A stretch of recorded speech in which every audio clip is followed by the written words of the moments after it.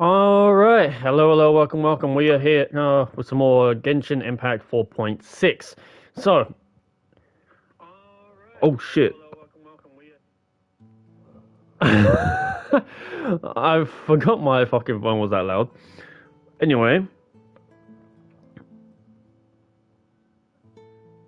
Alright, so yeah, we're here with Ignis Purgatorius, which is Arlecchino's story quest.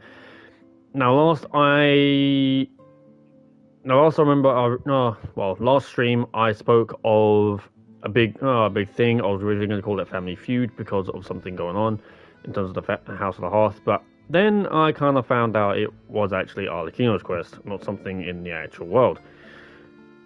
So we are going to be doing this quest today. Let us begin on story quest. That's a nice picture too. Let's go. Enabled focus experiment. Enable focus story mode to avoid conflicts with other.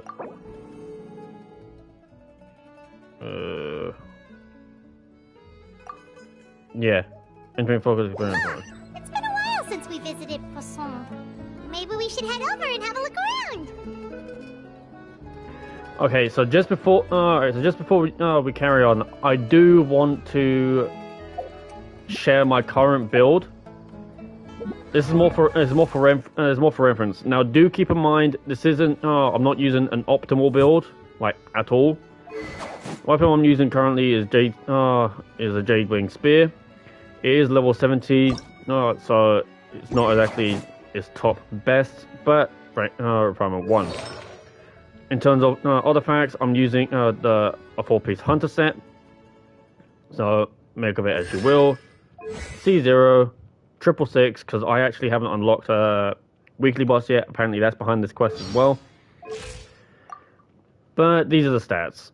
So 2.1k, 37 EM, 39.9 crit rate, but that's just going to be helped by the 4-piece hunter set as well. 221 crit damage, 145 energy recharge, and it's an attack goblet. So take it as you will. That is basically that's basically the reference.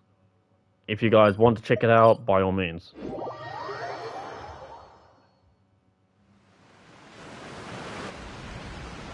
Hey, traveler, Paimon.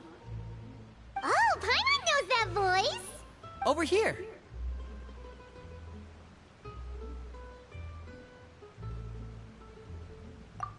That took a while. To borrow one of the more popular turns of phrase at the moment, this appears to be quite the fated reunion. Running into you two out of the blue like this has really made my day.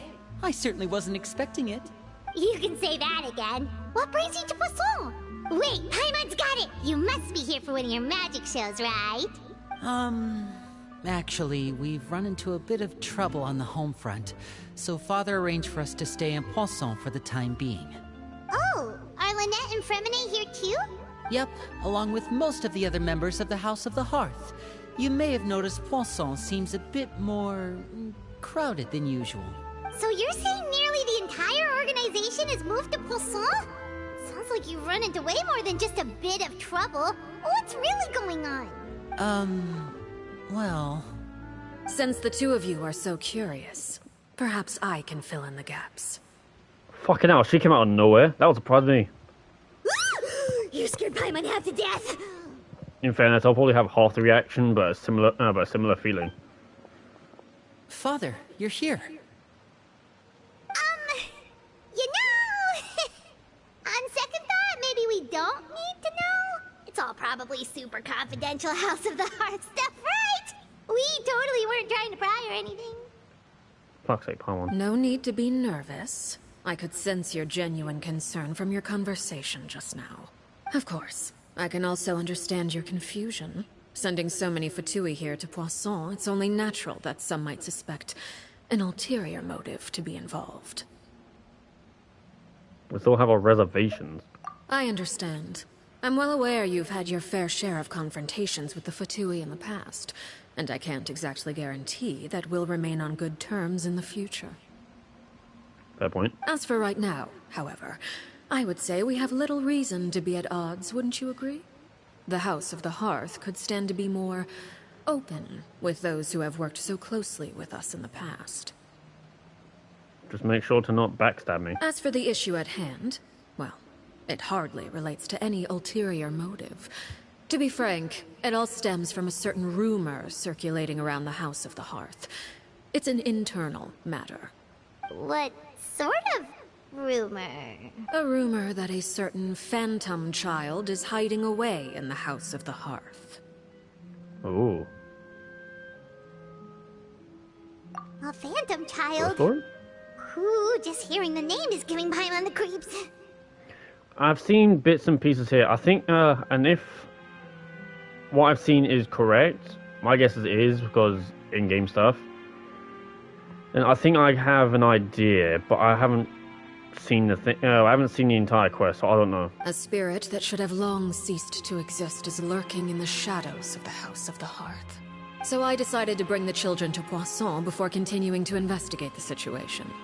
I expect I should be able to track down the spirit fairly quickly. After that, it's just a matter of resolving the situation, if you will. It shouldn't be much trouble at all. If you're curious, or if you still have some concerns, it might be advisable to stick around for a few days. I'm sure the children would be exceedingly pleased to welcome some visitors. Lenny, I'll leave you to entertain our guests. I have some matters to attend to. Of course, Father.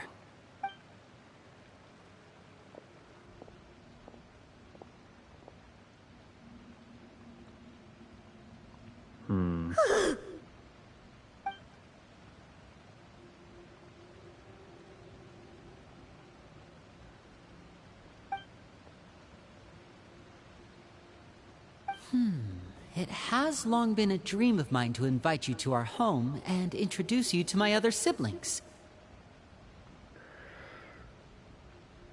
Feel intimidated by the knave.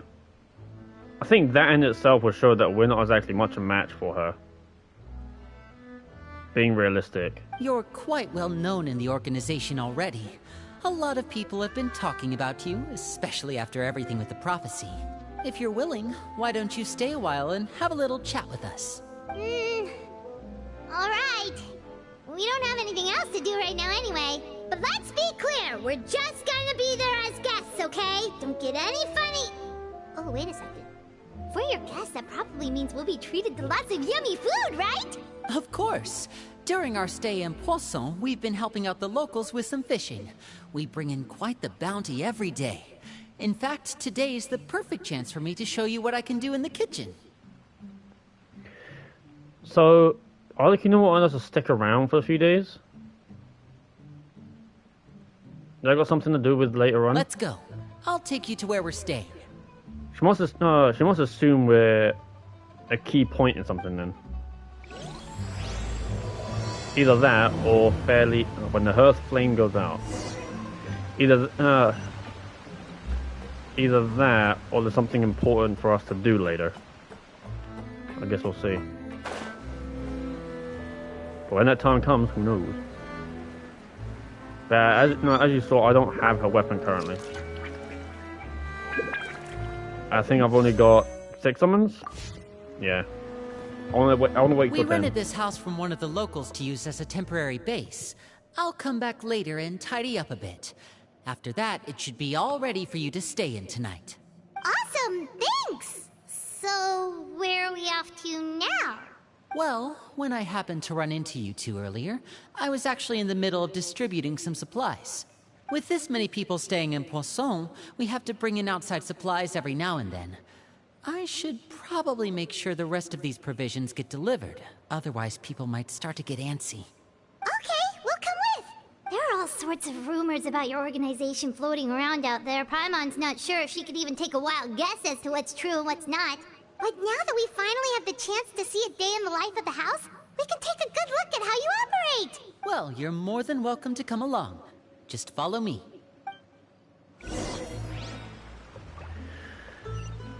Alright, where are we going? Yeah.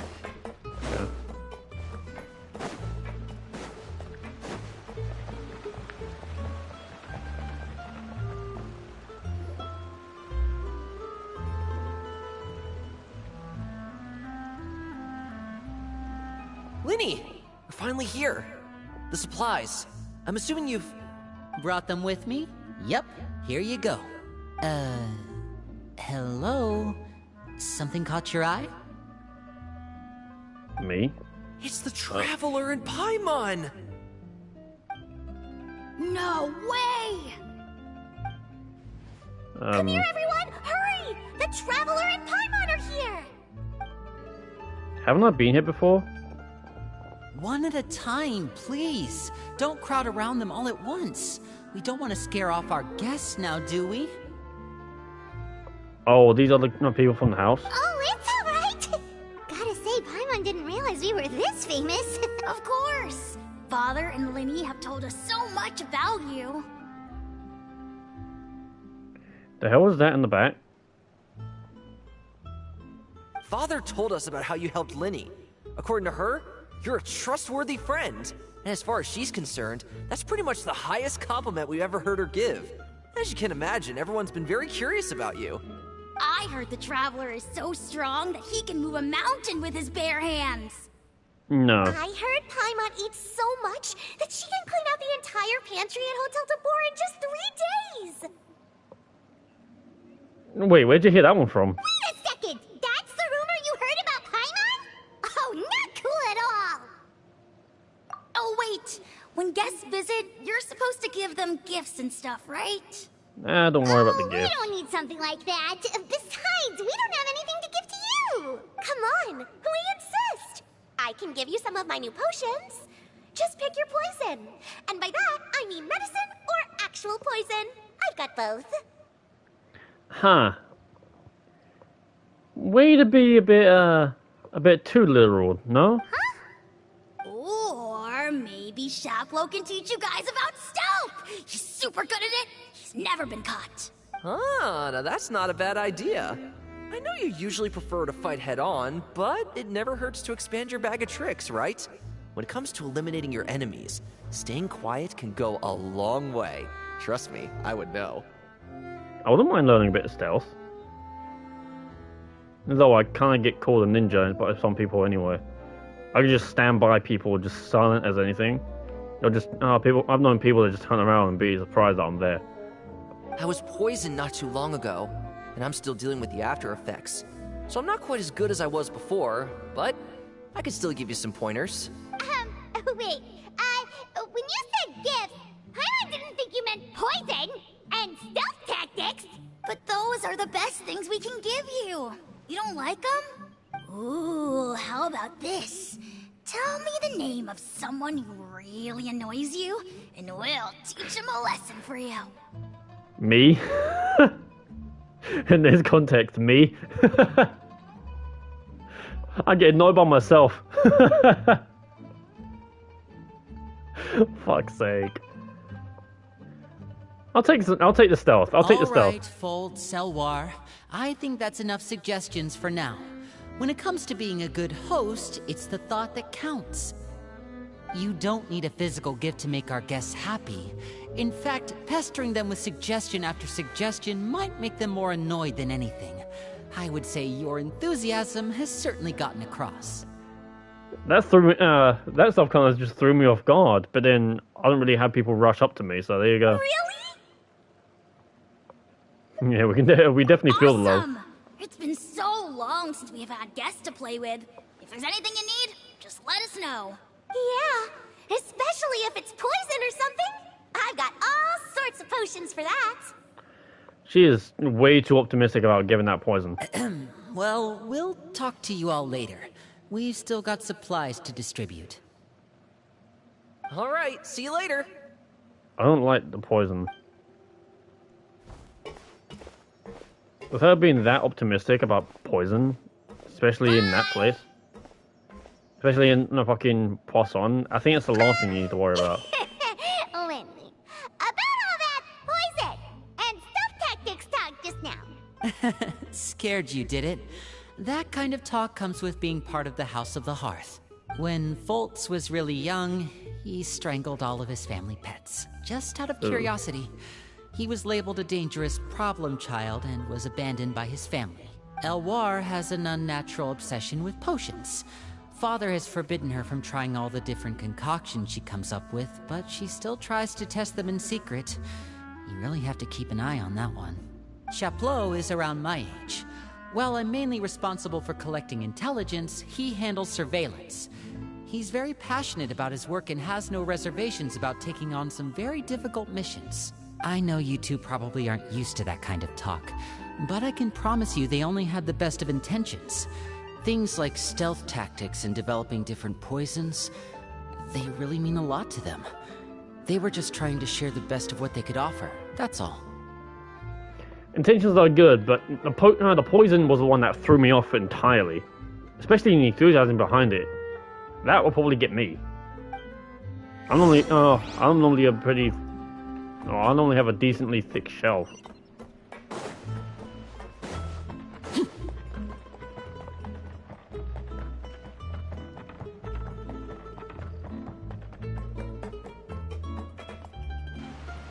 Filial, supplies are here.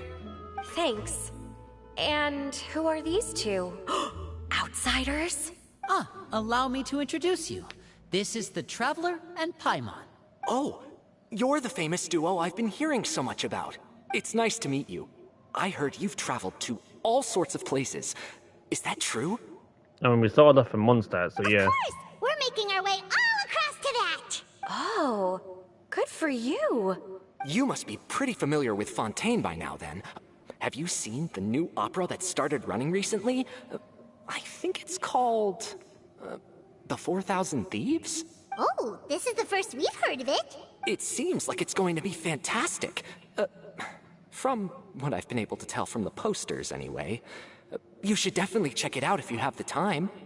Oh, and there's The Blind Maiden, too. That one is supposed to have audience interaction. Seems pretty interesting. Considering that they are telling me this, I'm guessing that those two are actually these two are in the plays that they're actually telling me about. After this mission is over, I think I'll go get a manicure. Oh, maybe I should dye my hair. Wonder how much it'll cost. Is it just Paimon, or do these two seem much easier to get along with than the others? Looks like the House of the Hearth has some normal members after all. I heard that. Oh! Oops. Paimon, do you forget how loud your whisper is meant to be? I'm guessing you're referring to Foltz and the others? Yeah, we're definitely not all like them. I bet those crazies are practically foaming at the mouth right now. I'm sure they just can't wait to get back to Snezhnaya to carry out the plan. That's enough, Filial. Don't talk about family members behind their back, right? Whatever. Let's go. Guess this is goodbye then. If you ever have some time, we should go see the opera together. The plan, huh?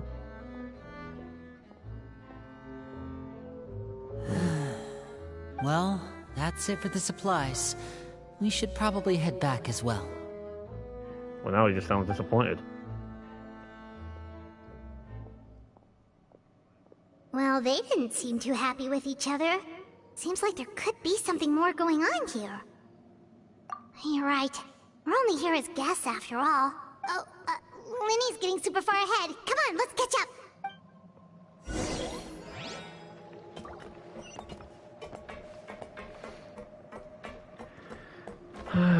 only better just watch and observe, I suppose. No more, no less.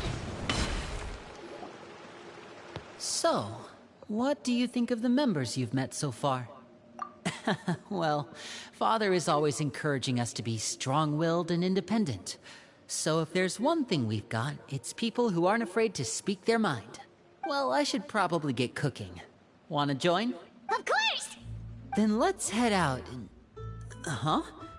Fremine? What are you doing here? Fremine! Nice to see you again! You too. I heard you're here as guests of House of the Hearth. Welcome. We were just going to make some food. Why don't you come along? I could use some help in the kitchen, and I seem to remember you mentioning you wanted to make seafood soup for the traveler in Paimon. Seafood soup? Oh, Paimon's drooling already. Were you looking for something just now, Fremine? Maybe I can help.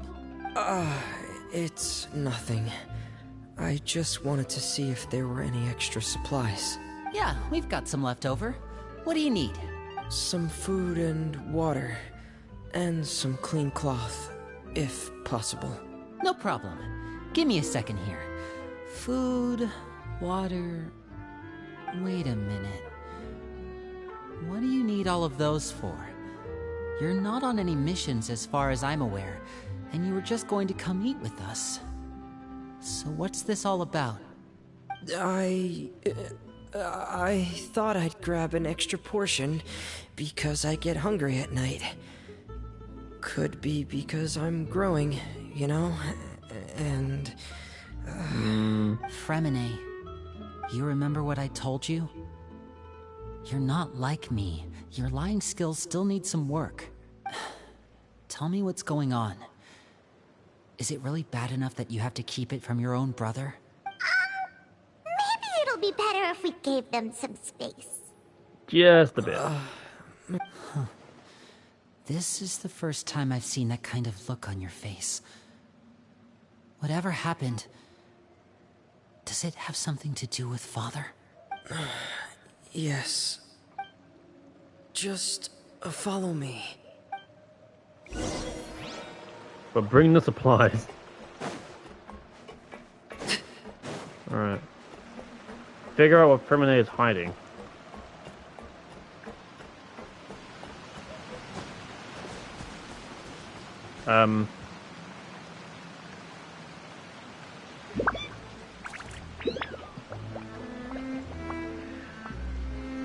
I know I remember that name from somewhere. I've seen on TikTok. You're back! Oh, and you've brought some friends with you this time. Hello, my name's Linny. I grew up in the House of the Hearth. And you are? Hi, Linny.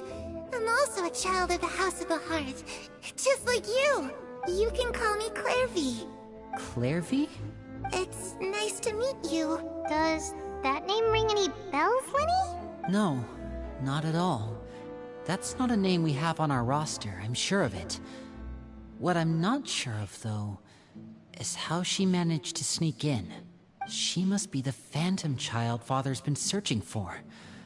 From the looks of it, I'm guessing you were the one that found her, Fremine. You, haven't told Father, have you? No, I haven't told anyone. I've just been keeping her hidden. For how long? About half a month now. Jesus Christ. So ever since we got to Poisson, then, do you have any idea what you're doing? I know what I'm doing. Really? Because from where I'm standing, it looks like you're hiding the very person Father has been trying to find. If Father finds out about this, everyone involved is going to be punished. You know the rules of the house, Fremine. I know you do. Father doesn't tolerate any form of betrayal. So why are you doing this? I've thought it through. And I just can't hand her over like that. Linny, don't you remember last year? Sheplo nearly died after getting poisoned during that one mission. He wasn't able to get back before the poison started taking effect, and not a single person was there to help him. That night, while I was sleeping, I heard a voice telling me to go save him. I opened my eyes, but I couldn't find the source of the voice. I thought maybe I was just hearing things, but I went to look for him anyway. Luckily, I got there with enough time to save his life. That feeling of being haunted, of hearing voices, it's happened many times in the House of the Hearth. I'm sure you've noticed. So what you're saying is, that was her? She was the one who spoke to you that night? Unless there are other spirits roaming around the House of the Hearth, I don't think there's any other possibility. If Clairvy were our enemy, it wouldn't matter whether she was a spirit or an actual child. I would have acted without a second thought, because that's what Father ordered us to do. But she's been living with us, helping us from the shadows all this time. I think that makes her family. I couldn't just hand her over to be dealt with.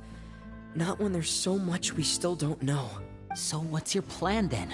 You can't keep her here forever. Someone is bound to find out eventually.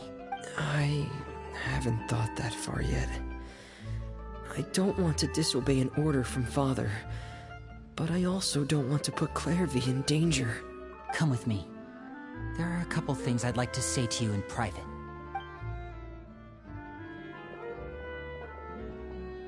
Oh, that's not fun.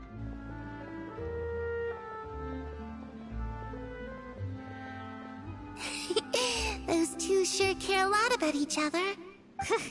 Well, they got a funny way of showing it. From where Paimon was floating, it sure seemed like they were about to bite each other's heads off. No way! They have a really deep bond. I could tell right away, because I also have a friend like that. I just don't know how long that kind of bond can last.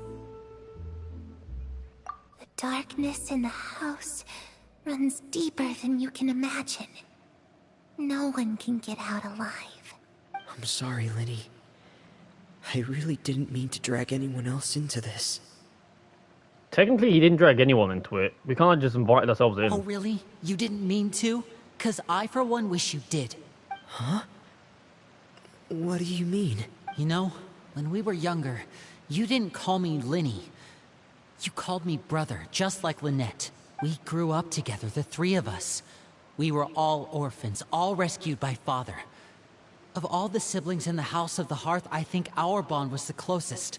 Later on, when you started calling me Linny, I wasn't actually surprised. After all, Lynette and I are related by blood. We've had to depend on each other to survive long before we joined the house. Linny, The darkest and most difficult moments of my life happened before you and I had ever met. I'm sure that's true for you as well. Even so, Fremine, we've stood by each other for all these years now, and to me, that means more than blood. You and Lynette are the most important people in my life. No one can replace you. So I won't let you face anything alone. Not if I can help it. Oh, looks like things are getting kinda heated between Linny and Fremine. Maybe we should go check on them.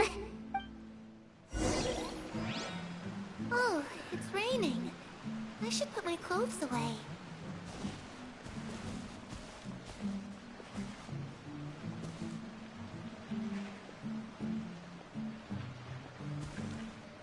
This child. Huh. Looks like she's not here either. Harry? Wait.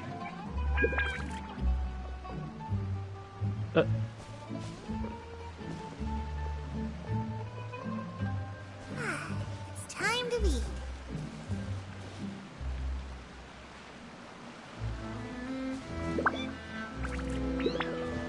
Is that what... Wait. I'm watching you. I guess I can't watch you now. Hey, you two! Hope we aren't interrupting anything. Like a fight, or... Oh, wait a minute, Fremine. You're not crying, are you? Is everything alright? Yeah, didn't Hoyoverse put out what Alucina's real name was? Everything's fine. Thanks for asking. Well, we're all friends here, right? We've been through so much together, so if there's anything we can do to help, just say the word. It's just a small family dispute. It's not something our guests should trouble themselves with. In fact, it might be better if your stay ended here. What are you getting at, Traveler? When guests are around, families are often on their best behavior. And any disputes are less likely to escalate. That's what you're trying to say, isn't it? I... just... Thank you. I was really hoping to keep you out of it. But even if I could think of some other reason to turn you away, I'm not sure I could convince you. I know things could turn dangerous, so I promise you this. From now on, I'll protect you like my life depends on it. No, don't you worry about that. Yours is more precious. Me too. Well, back to the matter at hand then. If we don't plan on handing Clairvy over to Father, then our only other option is to solve the mystery of her identity before Father is able to track her down. That means finding out where she came from and what she's doing here. Then we can send her on her merry way and pretend like none of this ever happened. I've tried that already. And? And... nothing. I tried taking her somewhere really far away, but... after some time, she just reappeared. So I'm going to throw an assumption based on a part that I saw from a TikTok. I'm going to assume Clovey is kind of stuck with the house. Like you know when a spirit is trapped or bound to a certain place, something like that. She even came with us all the way to Poisson. It seems like wherever the house is, she follows. I don't know much about spirits. Do you two have any ideas? Let's see here. Paimon remembers hearing something like, if you fulfill a spirit's last wish before they die, they'll let go of whatever's keeping them here and return to the ley lines. Oh, it's just that Paimon doesn't really remember where she heard that, so it's not guaranteed to work or anything. Well, sounds like it's worth a shot. Guess that means we should go ask her about her wish. But first, Fremine, I need you to promise me something. What is it? I need you to promise me that this will stay between the two of us. We're the masterminds behind this whole thing. No one else gets involved. Can you do that for me? Well, considering from what Hoyo has showed us, fucking Lynette gets into it too, and knowing how Lynette runs, she will likely understand and follow through with these two. Of course. I promise. All right. Then let's seal the promise just like when we were kids. Fist bump on 3. Ready? 1, 2, 3.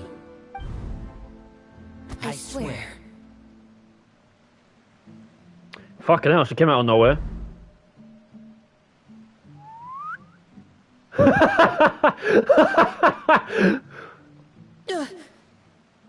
Fucking hell, she showed up like Father and just came out of nowhere. Fuck me. Yeah, that was scary too. Whoa! She's pissed. Lynette! But what a surprise! What brings you here, dear sister? She heard everything. She heard everything. And, when exactly did you get here?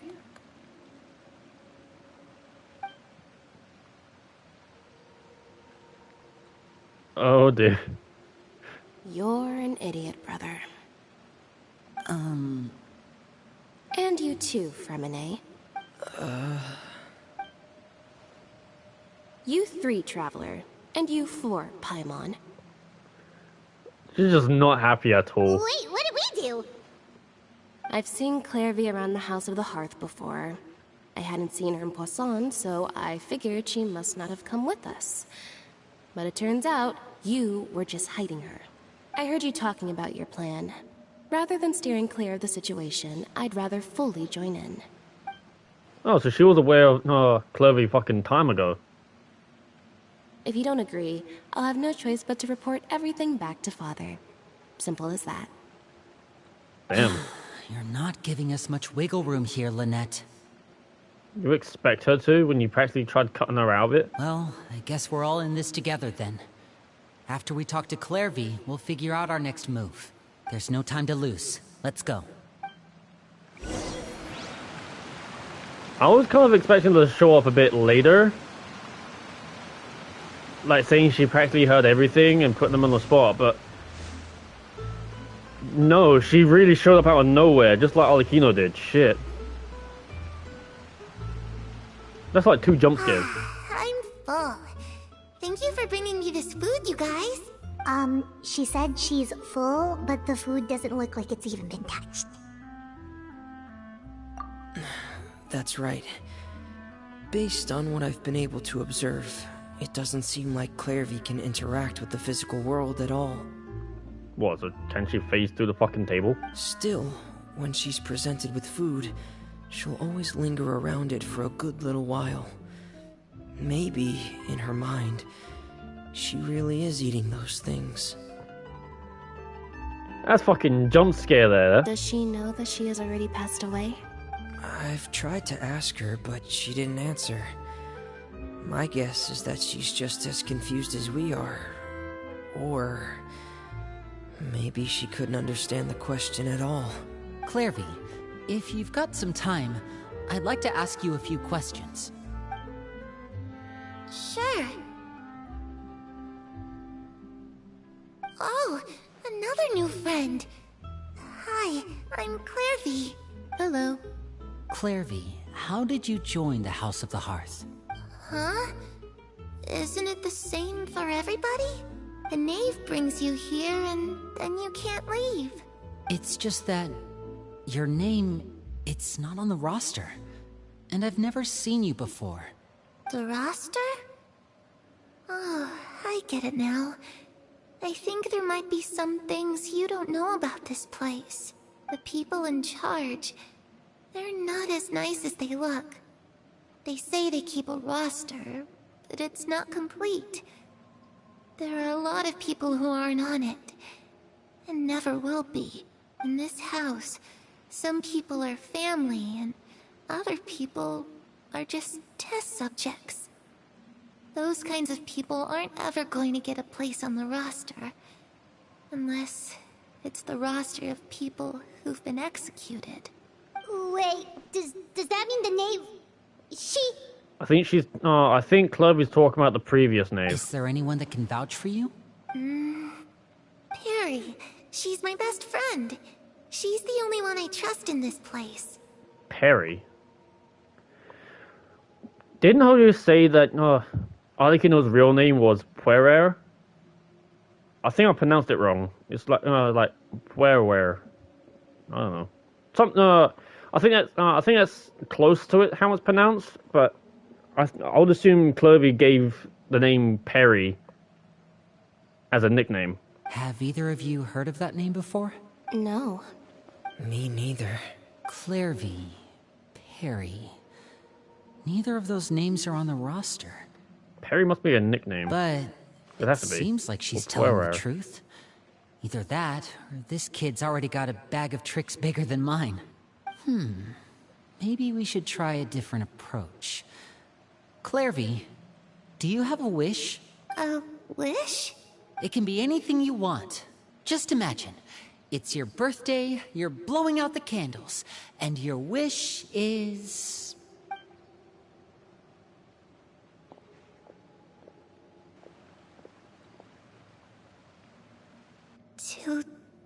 To go outside.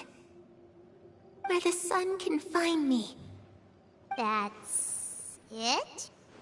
Well, that sounds easy enough. The darkness in the house runs deeper than you can imagine. No one can get out alive. Okay, time to divide and conquer. Listen up. I've got a plan. I'll try and find a way to use basic illusory magic to take Clairvy outside and bring her somewhere with sunlight. Lynette, try and find the list of executions that Clairvy was talking about, and see if her name is on it. Fremine, you stay in Poisson. We can't be the only ones who've had run-ins with Clairvy. I need you to collect intel on everything she's said and done. Understood. I'll try my best. What about us? What should we do? I really appreciate your willingness to help, but this is a family matter. I don't want to drag you in too deep. It's too risky. Let me think. Since Father considers you to be guests, maybe you could stick by her side for a little while. You don't need to do anything except keep up some nice, casual conversation. Ah, Paimon gets it. You want us to distract her. I'll give you a magic bird. If Father suspects something, all you need to do is release it when she's not looking, and it'll alert me that something's wrong. A magic bird. Okay. Of course, that's only as a last resort. If Father doesn't seem to notice us, there's no need to make contact. We'll reconvene here tonight after all's said and done. If the worst-case scenario happens and we're discovered, just tell Father everything. We're not going to let our guests get punished for our own actions. That's where we draw the line. You too. Okay, this is where we part. Father should be at the beach nearby. Well? I really hope this goes well. No, it has to go well. That's the only way this can get resolved.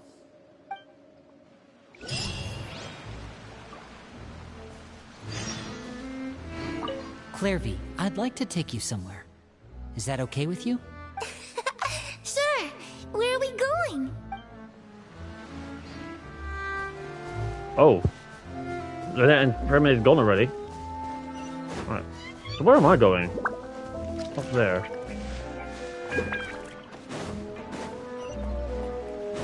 Alright. So I gotta go out.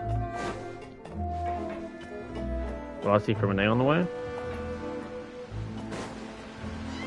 Probably not. I mean, no, Remy's meant to stay around anyway, so it's fine. Annette, however.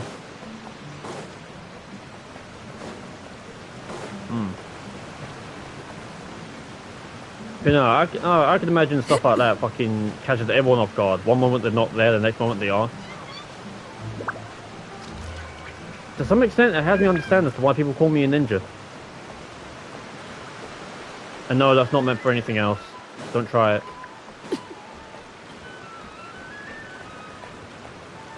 Dude, talking to a bird.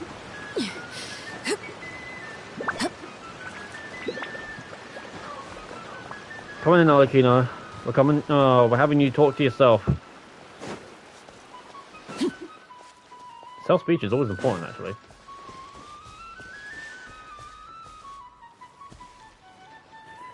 Oh, that's gonna be okay.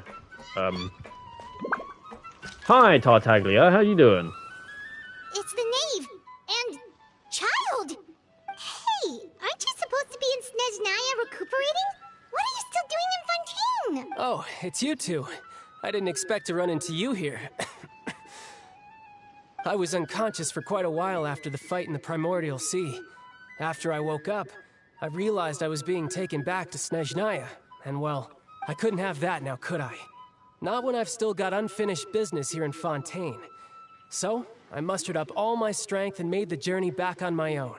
What sort of unfinished business are we talking here? It has to do with Skirk, my master. I really wanted to meet up with her, but by the time I got back, she had already left. I still have so many questions for her. Without any other leads, all I could do was ask the knave to help me track her down. She must have left behind some traces from her time in Fontaine. Oh, okay. You think? So, have you found any clues? Unfortunately, no. While the House of the Hearth is adept at collecting all manner of intelligence, certain existences can still manage to escape our purview. Basically, unless Master feels there's a need to meet with me, she's not going to be found. But that problem has an easy fix. I just need to become stronger, and then... Paimon thinks you should focus on getting better first. Yeah. Agreed. The worst of it is over. It's all thanks to that one kid from the House of the Hearth. Elwar, I think her name was. She gave me a bunch of random potions to drink. They didn't go down easy, let me tell you. Pain and chills all over. But they really did help speed up my recovery. And that's good, because it looks like I really do have to head back this time. The old man's been putting the pressure on me. He sent someone to tell me I'm needed for some sort of project. Project Stuja? Yeah, that's the one. I heard Regrator's involved too. I'm not looking forward to having to listen to all his monologuing, that's for sure. Hey, maybe you could think of a way for me to stay in Fontaine for a little longer. Helping Linny and the others brush up on their fighting skills would be far more interesting. If you and I could spar, that would be even better. I've been waiting for a chance to see you go all out. She'll kill you. And what a sweet little daydream that is. But I also have a role to play in all this. I'll be leaving Fontaine shortly as well. Besides, considering how little they see fit to step outside the homeland, being called on to return to Snezhnaya by such illustrious dignitaries, what a great honor. Wouldn't you agree? One I could do without, I'd say. Is it just Paimon? Or does it kind of seem like they're... So, dear guests of the House of the Hearth, to what do I owe the visit? Well, we just... Right! We're super close to Linny and the others, but we still don't know much about you! Is that so? Introductions have already been made, have they not? Oh, well, you see? There's only so much you can learn about someone from a short introduction. At least tell us something a little extra, like... Why do you call yourself father? Huh, good question. I'd also like to know. The fact that you have to ask tells me our intelligence work has been quite successful. Telling you the answer to that question would only serve to undermine that success. And we can't have that, now can we? Alright, so according to what I believe, this... Well, I say I believe. This, I think this is something else that Hoyo showed in one of their little videos, of where when the Knave, well, at the time she wasn't known as the Knave. When Arlecchino was known as Puerware, again, most likely botching the name, but my apologies. She and it was actually another lady that was the previous Knave that was running the house. They would the previous Knave would go by Mother. I would assume that instead of going by Mother and keeping that reign, the current Knave, Arlecchino, has basically swapped to the system. So instead of having everyone bend under her heel, she wants to build them up. So she's, instead of doing the whole mother thing of taking care of people, she's taken a more father role to kind of build everyone up and just make them stronger. Spoken like a true diplomat. That was some expert sidestepping right there. Well, if there's nothing else, I think I'll take my leave. I still have a small matter to resolve at home. Wait, don't go! His Navy's right now, showing to Linny and Clervy.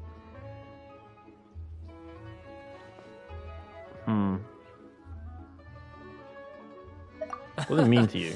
I'd also like to hear the answer to this. For fuck's sake. So technically it sounds like a yes man, but I don't know if this is a case of where he's either picking up what I'm doing, or if he's just genuinely curious. I've met some of the members of your organization, and they all seemed like really good kids. They actually reminded me of Tonya and Tusser, which, by the way, if you ever betray them, I'm just letting you know, I won't let you off easy.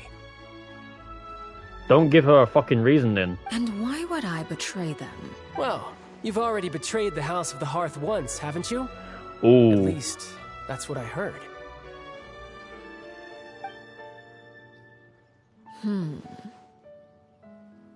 That's not a light jab. That is not a light jab. Okay, I admit. That's just what the old man told me. The rooster, I mean. You mean the big nose?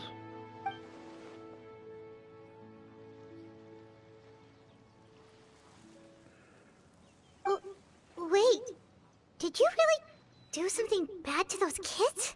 Never mind what I've done. I'm more curious as to what the mighty rooster had to say. Care to enlighten me? Ah, well, nothing much. Just some stuff about you taking out many other members of the House of the Hearth, and even going so far to attack your own family. I see. Oh, based on your reaction, I'm guessing it's all a bunch of lies. Hardly. I don't appreciate his particular turns of phrase, but I suppose he didn't say anything untrue. Although, it would be more accurate to say that there is a certain level of prejudice involved. But I don't intend to clear that up just yet.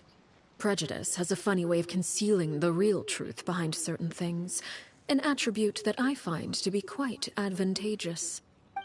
Call yourself a Fontanian, for example, and people will assume all sorts of things, when the real truth is that this is simply the land where I was raised. Huh? You're not actually from Fontaine?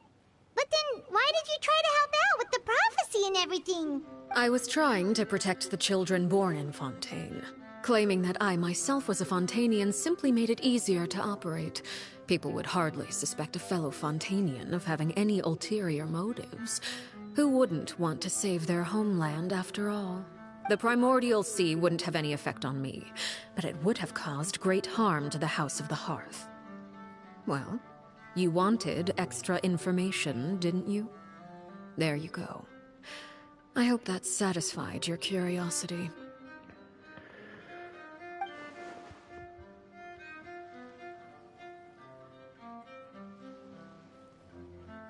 So, you stayed in Fontaine for the kids. I guess I was wrong to believe you'd betray them. Apologies. Looks like I was holding on to some prejudices myself. Good. Like I said, I like it when others have misconceptions of me. Actually, while I was recuperating at the House of the Hearth, there was something else that really caught my attention. Oh no. I heard that members always resolve disputes and arguments with a friendly spar, and the loser has to back down. Seems pretty cool if you ask me. Would also give them plenty of opportunities to hone their skills.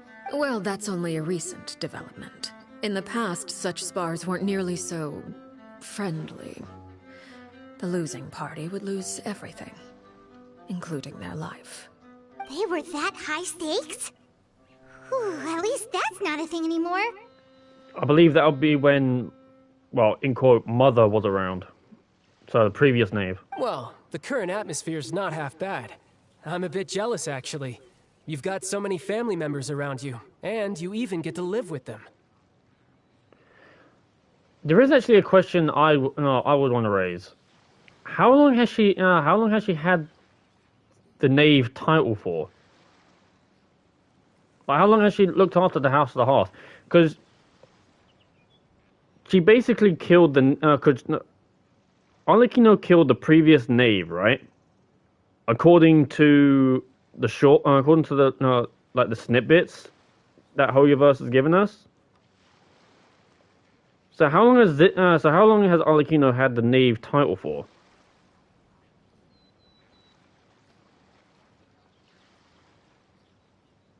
And depending on what the actual answer would be, how old was Frimine?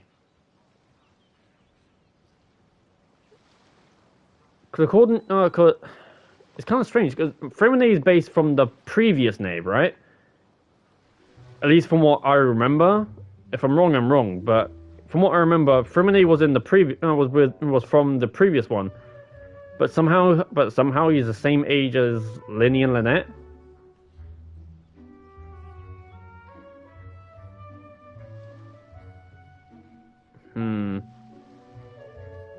This is a bit confusing.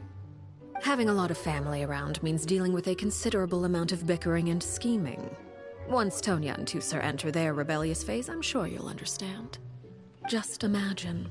Tusser becomes obsessed with plucking out strands from the rooster's mustache, or Tonya decides to dye her hair 42 different colors.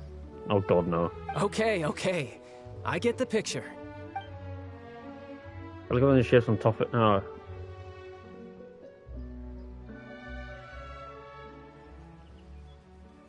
Well, would you look at the time? I should probably get going. Traveler, Paimon, I'm not sure where our paths will cross next, but the next time we run into each other, we should definitely try and find some time to spar. Again, maybe this is a conversation we can have when you look less like you're gonna keel over. All right. Well, thanks for everything, Arlecchino. No thanks necessary. You also played a part in obtaining the Gnosis. I would say we can call ourselves even. I like the sound of that. Well, I'm off. See you all some other time. Alright, let's go swimming. We should probably get going too. Do you want to head back with us? Oh? You want me to leave so soon? Oh, Well, you see... I'm rather enjoying the evening breeze. If you don't mind, I think I'll stick around for a bit. I have some things to think about. Apologies for not attending to you like a proper host. Please forgive this slight. I do hope you'll have a pleasant stay. We managed to keep her distracted until nightfall. Good thing Child was there to keep the conversation going. You don't think she suspected anything, do you? Oh, I wonder if Liddy ran into any issues. Let's hurry back and see how everything went. Oh? You decided to stay a little longer? Let's take in the ocean view together, then. I do like watching the river. Watching the waves bounce.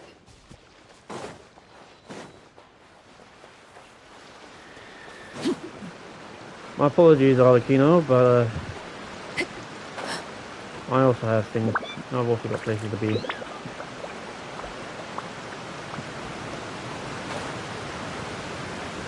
Well, I'm practically taking you with me everywhere.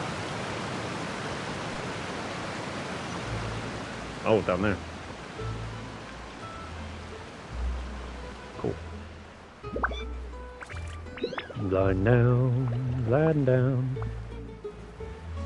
There are the two, the three. Couldn't see Lenny behind the go bar. Lenny! How did everything go? Well, long story short, we ran into a small issue. Clairvy can't go into the sunlight. Everything was fine at first. She followed me up to the surface just like I told her. But as I led her out of the shadows and into the sunlight, she vanished. I turned around and there she was, standing at the edge of the shadows, silently watching me. Huh. Maybe she's afraid of sunlight, or... No, it wouldn't be her wish if that were the case. Well, we could always try pushing her into it. I'm not sure pushing works on a non-corporal being. Yeah. Oh, true. I've pretty much tried it all already. Nothing worked. Eventually, the sun went down, so all I could do was bring her back here. How did it go with you, Lynette? Good. I've got the list. It's right here. Really? Well, what are we waiting for? Let's take a look!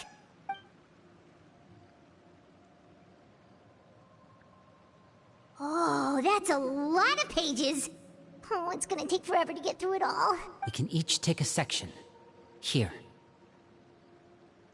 La Pouillade, L'Endroit, Chambel, Horaire.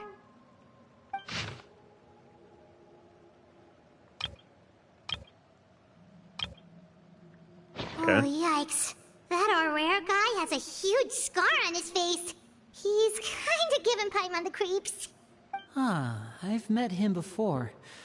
The scar is from an injury he received during a mission. I still remember him joking with me about it. He said any future lover would take one look at him and then lose all interest. Did he say anything else? Well, I asked if there was someone he was interested in. He said no, and that's where our conversation ended. No, not much of one then. It was only later that I learned he really did have someone he liked. He risked everything to escape so he could be with her, but it didn't work. One day, Father asked to see him, and, well, I never saw him again after that. Wait, so that means the knave, she... It may seem cruel, but it's just one of the rules of the house. Betrayal is not to be taken lightly.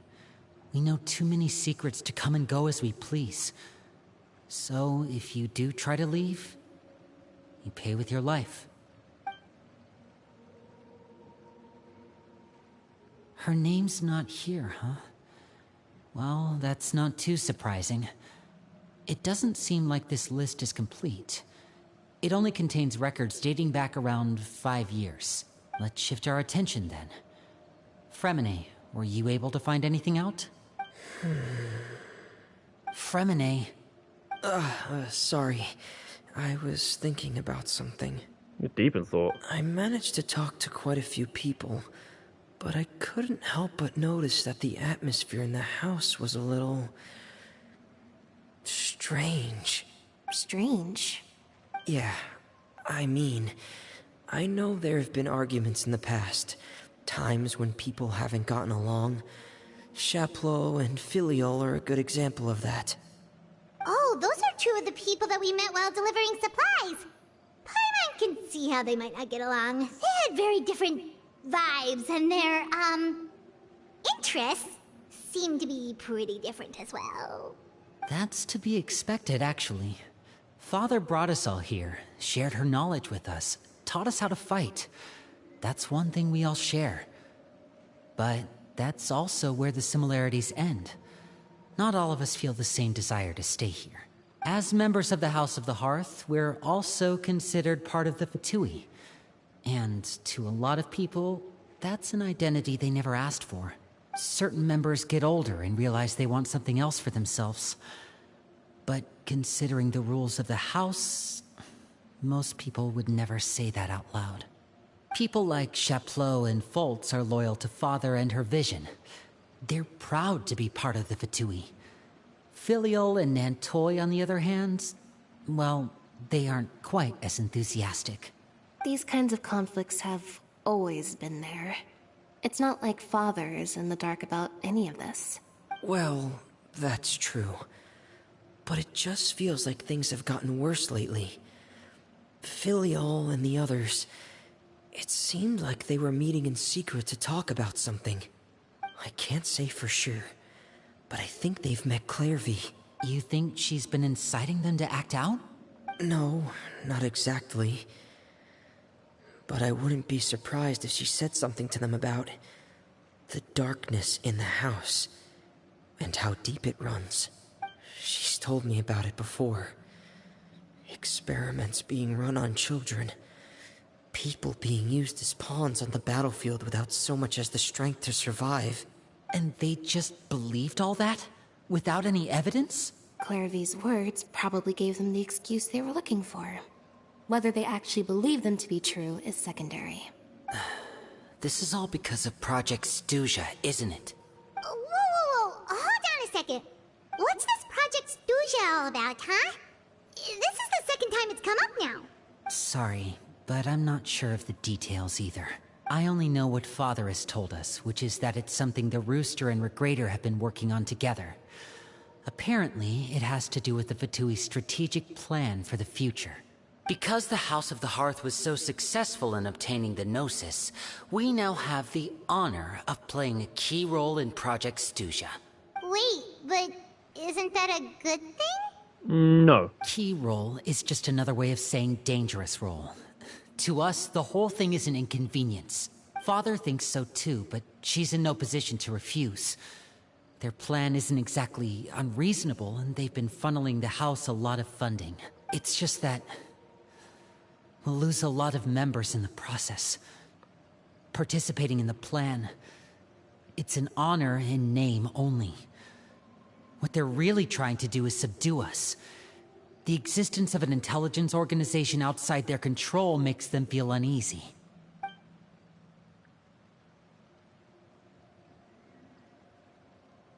Okay, super complicated top secret Fatui business aside, what does all of this have to do with the conflicts you were talking about earlier? Paimon doesn't get the connection. External pressure has a way of exacerbating internal strife. You can't overlook the power of fear either.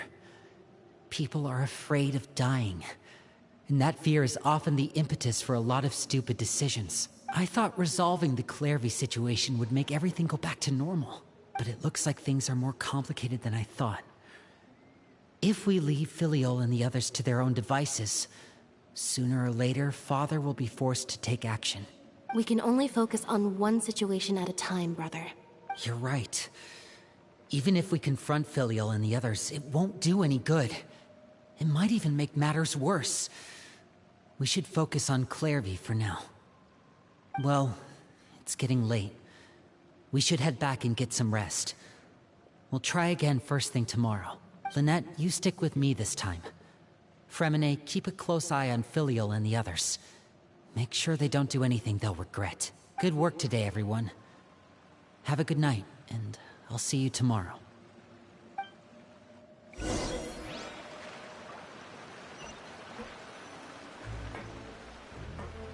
Oh.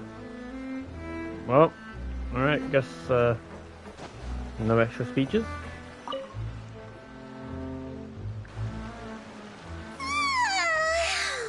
I'm always looking forward to an early night, but she can't sleep at all.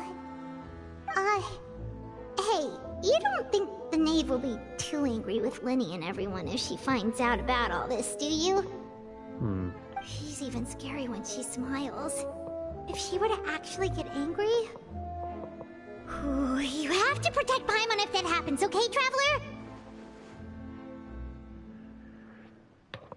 Oh, well, in that case, we should just plan on running away. We'll grab Lenny and the others and we can make a break for it as fast as we can. Not quite how it works, and where is Cliffy running to? Look over there. Quick, let's catch up with her before anyone sees.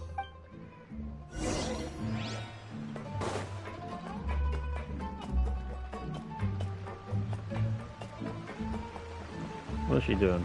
Where's she running to?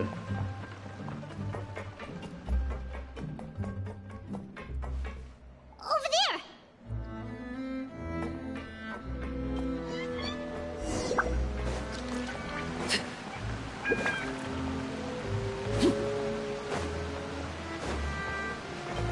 Oh, where is she going? Oh, if someone sees her, we're toast. Come here, you little shit. No, fuck. Now I gotta root to him. Alright, that'll do.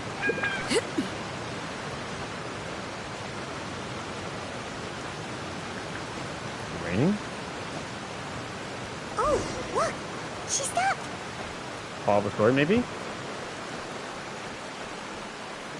does that.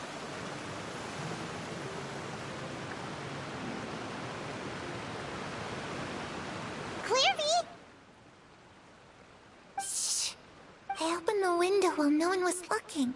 Look how pretty the outside is. If only I could have more than this. You probably think I'm being silly, huh? All this hopeless resisting. It's better to dream of what I could have than try to make it a reality, right? Please, help us get on the same page here, Clary. We need you to tell us what you know. Can you do that? Sure. Although, after you hear all this, I think you might regret that decision. Everyone in this family is nothing more than a tool. Something to be used and exploited. We're all expendable. Including me. As long as you're useful, you get to stick around. Lose your value. And you're handed over to the doctor, experimented on, and given a fate worse than death. I've seen it happen again and again, and I've had enough. You're saying the knave did all that? It's just, that doesn't seem like something she would do. She's scary and all, but it seems like even she has lines she wouldn't cross. I knew you wouldn't believe me. Everyone thinks she's a good person. They all think of her like a real mother.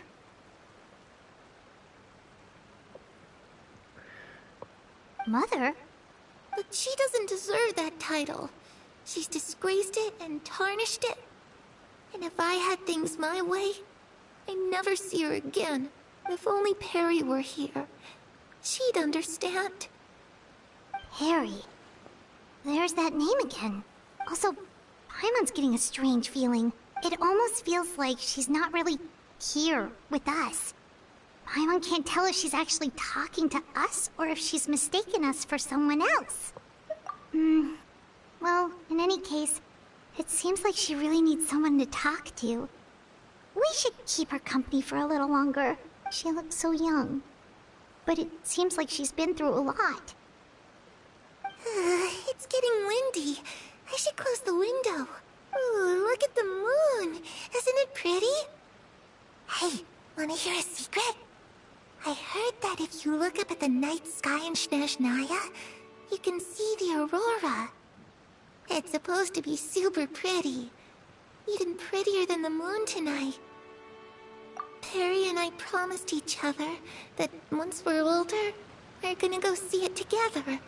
But I can't find her. I'm worried she's also been... No, that wouldn't happen to her. She's special. Mother likes her a lot. I should really go talk to Mother, but we just fought. She doesn't want to see me, and I'm too scared to face her. What should I do? She's clearly talking about someone else. She's talking about the previous Knave. This one goes by father. My mom really doesn't understand what's going on with her. Well, let's head back. We've got an early morning tomorrow.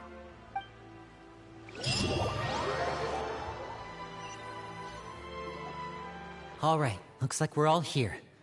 Let's go ahead with the plan. Oh? What is it? What makes you ask that? Well, we kinda ran into Clairvy last night, and that's what she told us. We met the doctor back in Sumeru. He's super dangerous, and he's done all sorts of bad things. It's possible that Father and the Doctor have had certain dealings, but I don't think Father would work with him. We're not really on the same side, so there's not a lot of trust between them. That doesn't exactly set the stage for a successful partnership. I did hear, though, that when Father first became a Harbinger, the Doctor offered to work with the House of the Hearth. Yeah, because that was what was continued from the previous Knave. Father rejected most of his proposals, except for one. It had to do with some sort of secret experiment.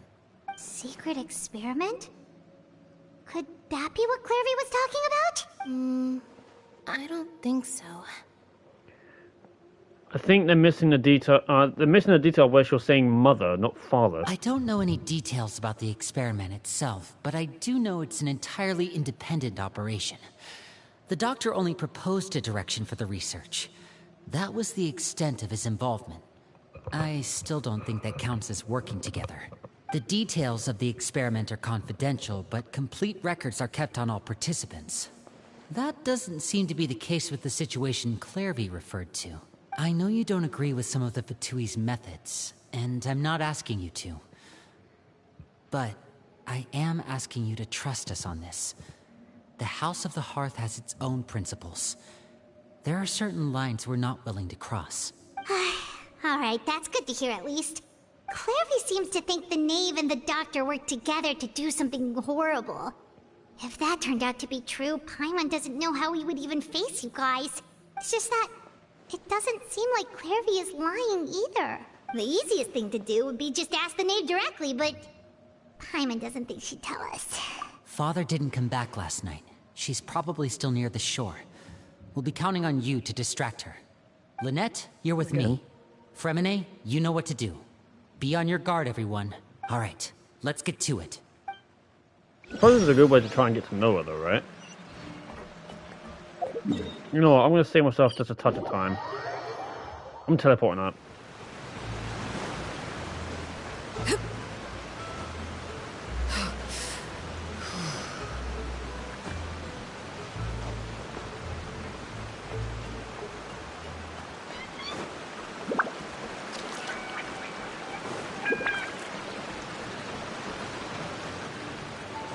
And up. And up. There we go.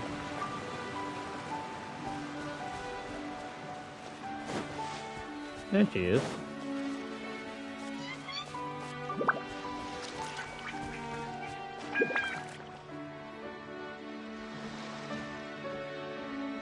Morning. Ah, it's you two again.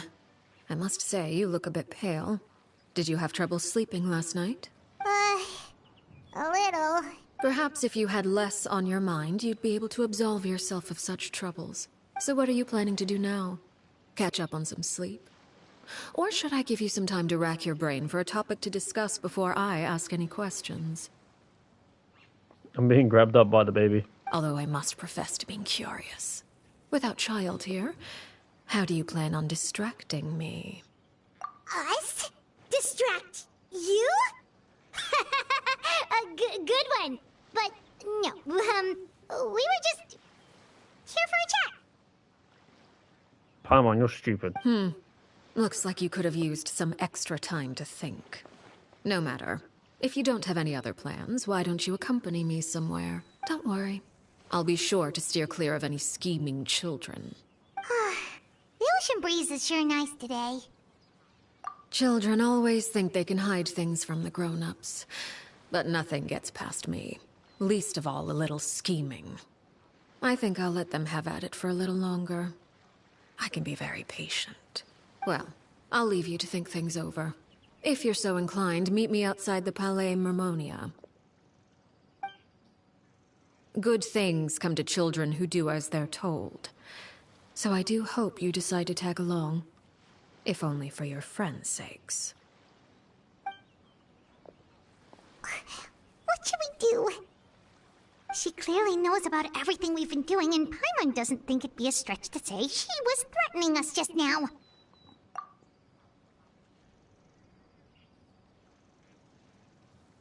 Oh, good idea. Hopefully he sees it in time. Well, we should probably head to the Palais Mermonia. Paimon doesn't want to find out what happens if we don't show up. Based on what the knave was saying just now, it sure didn't seem like it'd be anything good. Got you by the collar. Okay, then we probably shouldn't keep her waiting. It seems like Linny and the others are on thin ice, so let's do our best to not get them in any more trouble.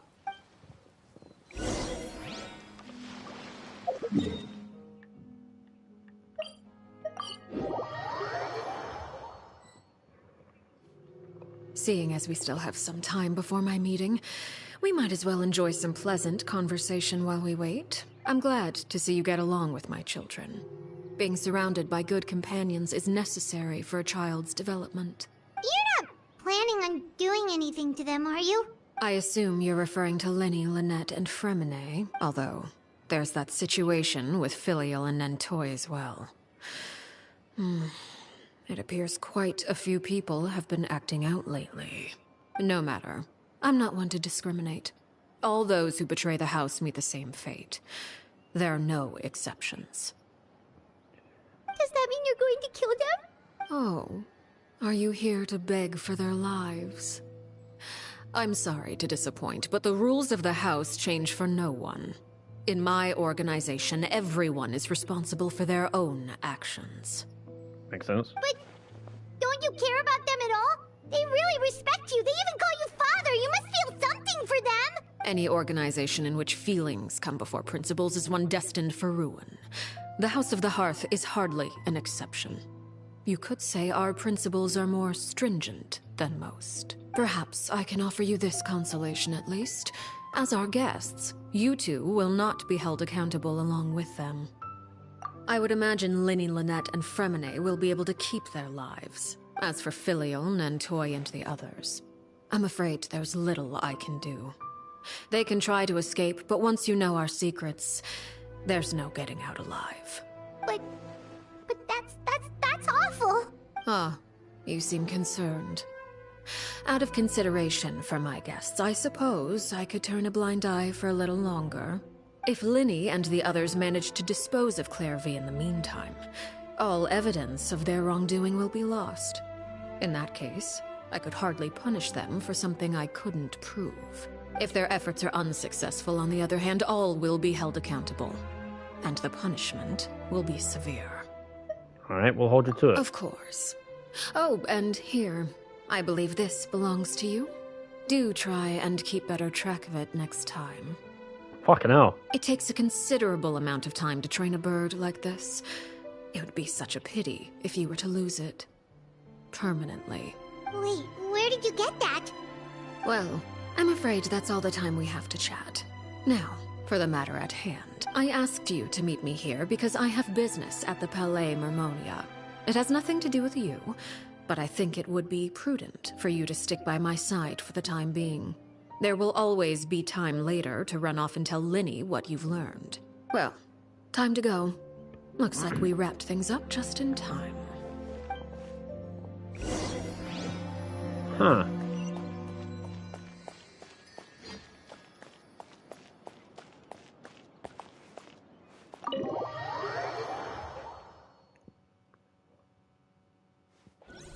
She probably used that one wing to get the fucking bird, right?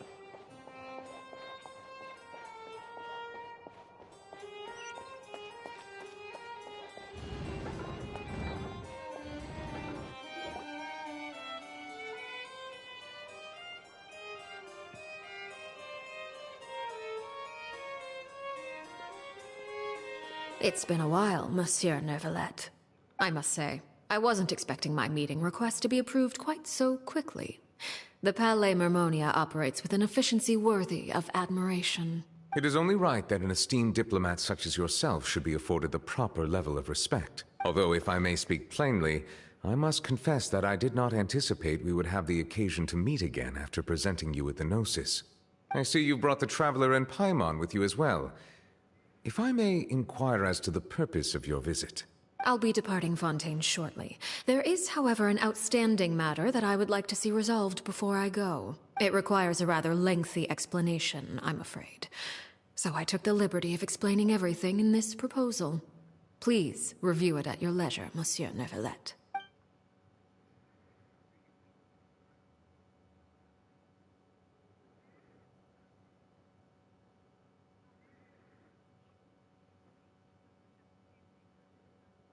Okay.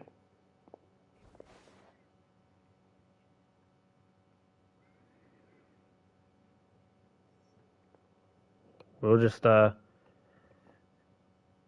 Wait, where the fuck did you get the tea from? I understand your request. However, at the risk of causing offense, I must admit that I fail to see why you would wish for such a thing. I heard you have a certain fondness for water tasting, Monsieur Neuvillette, so allow me to use water as an analogy. A family is like a large body of water with countless rivers flowing in and out. As someone who watches over this system, I would hope that each river that flows from the source will eventually reach the ocean. Of course, objectively speaking, I know this is impossible.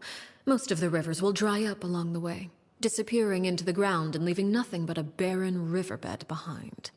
Not all rivers are destined to reach the ocean, but I would not see their existence rendered meaningless. I believe the water that flows within them is simply meant for a different destination, like a field in need of irrigation. Or perhaps the glass of a certain water-tasting enthusiast. Did you get any of that, Traveler? Kind of? Your words paint an optimistic picture indeed. Allow me to remind you, however, few among us are willing to sip from a glass filled with tainted water. It may have been tainted at one point in time, but not to worry. I'll make sure it's strained of all impurities and returned to its cleanest form. I seem to recall there being a transactional aspect to your proposal. Perhaps you could expound on that? If you accept my proposal, Monsieur Neuvillette, I will gradually withdraw my forces from Fontaine. And, unless absolutely necessary, I will no longer carry out any special missions within Fontaine. I presume I can take your words to mean that, in the future, cases similar to the Tartuffe assassination will cease to cross my desk? Tartuffe? Ah, that thief who embezzled funds from all those charities, you mean? My deepest condolences to his family, but without any evidence, I cannot imagine how the House of the Hearth might have been involved in his passing. Of course, if you accept my proposal, Monsieur Neuvillette, I'm sure certain measures could be taken to reduce the frequency of such troubles. You choose your words carefully indeed. In that case, I am inclined to accept your proposal. My thanks for your generosity, Monsieur Neuvillette. Well, with that settled, we should be going now. I took the liberty of bringing along 2 bottles of spring water from Snezhnaya for you to enjoy. I do hope I get the chance to hear your impressions. Perhaps at our next meeting, yes? Indeed. I trust you would not overlook your commitment in the meantime. All right, Traveler Paimon. Time to go.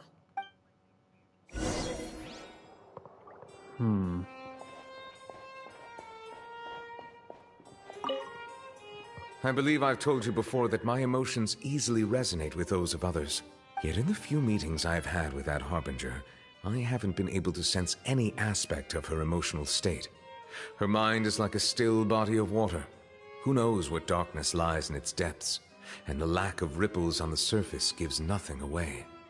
It's unclear whether this is her natural state of being, or whether it's an incredible strength of will that gives her the ability to master her emotions. Either scenario, however, suggests she is a very dangerous individual. I do not expect an explanation as to why you two are by her side. Whatever your reasoning, I would only advise you to take caution. Naturally.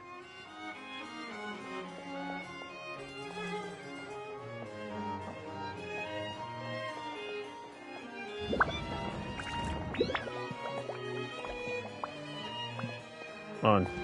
Doors closed. And he's gone. Oh no, he's still there. I noticed him slightly. Alright, let's go. There are times when people have said of actually seen the characters like disappear when doors close or when they leave a certain area. So what exactly were you talking about back there? Paimon only heard you mention some rivers, a large body of water, and then some kind of irrigation scheme. You really want to know? I would imagine there might be more pressing concerns at the moment. Winnie, Paimon really hopes everything's going okay. Oh, Paimon recognizes that look. You've got your thinking cap on, don't you, Traveler? Credence seemed to be joking earlier when she said, those who betrayed are going to pay with their lives. I think she's serious about punishing those kids. Oh yeah, definitely. How should we stop her? And there's something else we should figure out first. While we were talking in front of the Palais Mammonia, she mentioned Clervy's name. That means she knew where Clervy was this entire time. Maybe even anticipated how Linnea and others were going to react.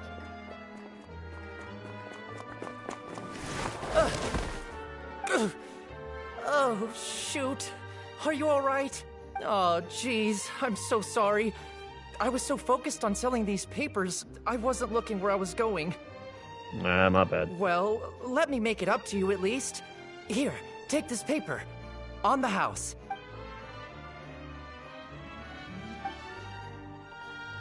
Oh, you don't have to give us anything. Please, I want to. It's not like I'm short on supply. All the extras will be useless come tomorrow anyway. Wait. Looks familiar. Isn't he one of the guys from the list?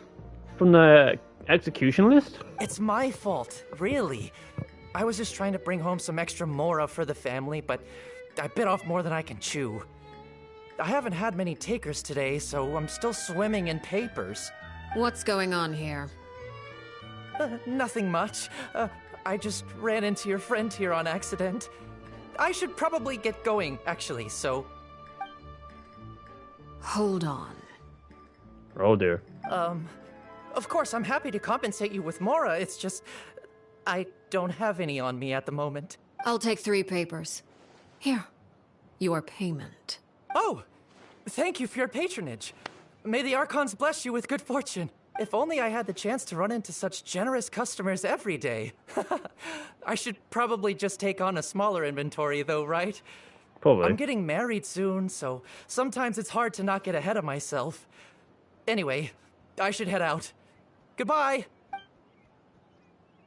Well, now that my affairs are settled, we should take the boat back to Poisson. We've even acquired some light reading to enjoy along the way. Actually, why don't we stick around for a little longer? Paimon just realized how hungry she is. She can't head back to Poisson on an empty stomach.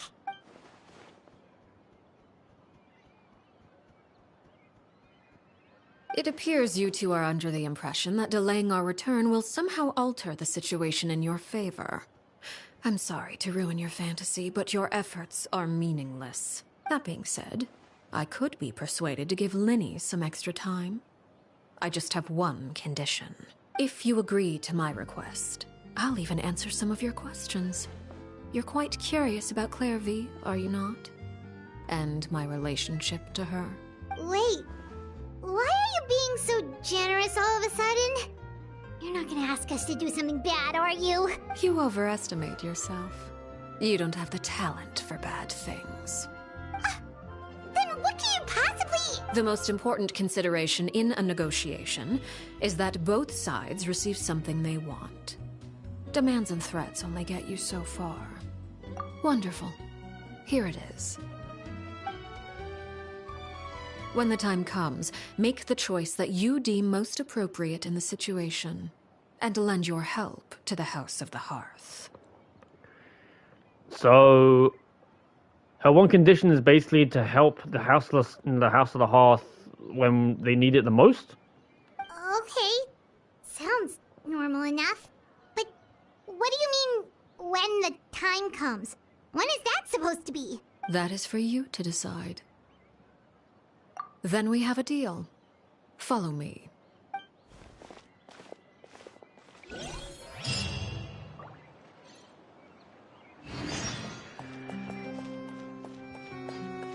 Follow the knave to the nameless ruins. Okay, go here then.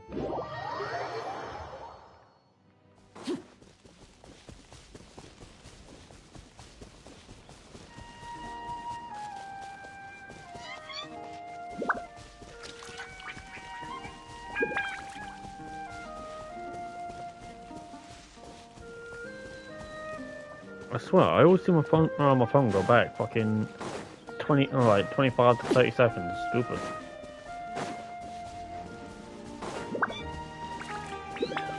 Alright, I've actually got to turn around a little bit. I don't want to fucking run into that corner and just be told to go back. It's annoying shit.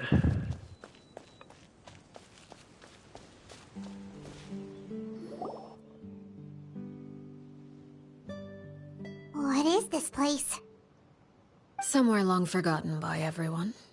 It used to be a grand building. Now it's nothing more than a pile of rubble. No one comes here anymore, nor does anyone care about what once happened here. Although, this place does have something to do with the story I'm about to tell you. It was before I became a Harbinger, and before Linny and the others joined the House of the Hearth. Due to certain events, I first killed Clairvy and then her mother. And this is where it all happened. You were the one that killed Clairvy? Patience now. Allow me to explain Clairvy's side of the story first. I'll start from the beginning. Clairvy was 6 years old when she was brought by her mother, Crucibina, to live in the House of the Hearth. From the outside, it seemed like a fairy tale. A thriving family made up of kind adults and friendly children. Crucibina was the knave at that time, and the House of the Hearth was under her control. She was Clairvy's mother by blood, but she was also the mother to all the children in the house. Clairvy was happy here, for a time. But she quickly realized that being part of this family wasn't a fairy tale at all. It was a kind of purgatory. Purgatory? Exactly. The House of the Hearth takes in war orphans from all over Teyvat. But as for how to raise them, that depends entirely on the person in charge. Crucibina came up with a novel idea. She would teach the children to fight, force them to duel each other, and then crown as the king of the house the child who proved themselves most worthy of inheriting her title. It's difficult to estimate the number of children who died or were maimed in the process. There's little I can say about the ones who died. The ones that emerged with permanent injuries, on the other hand, well, they still served a purpose. They would be handed over to the doctor to be experimented on, or sent away on dangerous missions. Nothing more than tools to be used and then discarded. That's what Clairvy said too. So those were the experiments Clairvy was talking about. But what actually happened to her? You said that Clairvy was Crucibina's daughter, so if Clairvy tried to convince her to stop what she was doing, Crucibina probably would have listened, right? Despite being Clairvy's mother, Crucibina cared little for her daughter. She forced Clairvy to join the House of the Hearth only as a means to demonstrate her own impartiality as a mother, to prove that she treated all her children equally. Clairvy did try to convince her mother to change her ways, but it was to no avail. After her efforts failed, the only other option was to rise up and try to fight back. Unfortunately, the other children had already been thoroughly indoctrinated into the illusion of happiness Crucibina had created. Of course, there was one exception. Someone Clairvy's age who knew the truth about the House of the Hearth. Her name was Peruere. Peruere. Wait, the friend that Clairvy mentioned? Friend, huh? I suppose we can call her that for now. Clairvy was a cheerful and passionate person with a tenacious spirit. Peruere, on the other hand, was rather cold-blooded. Her cold-blooded nature allowed her to see through Crucibina's facade. Yet, it was also this cold-bloodedness that prevented her from acting against it.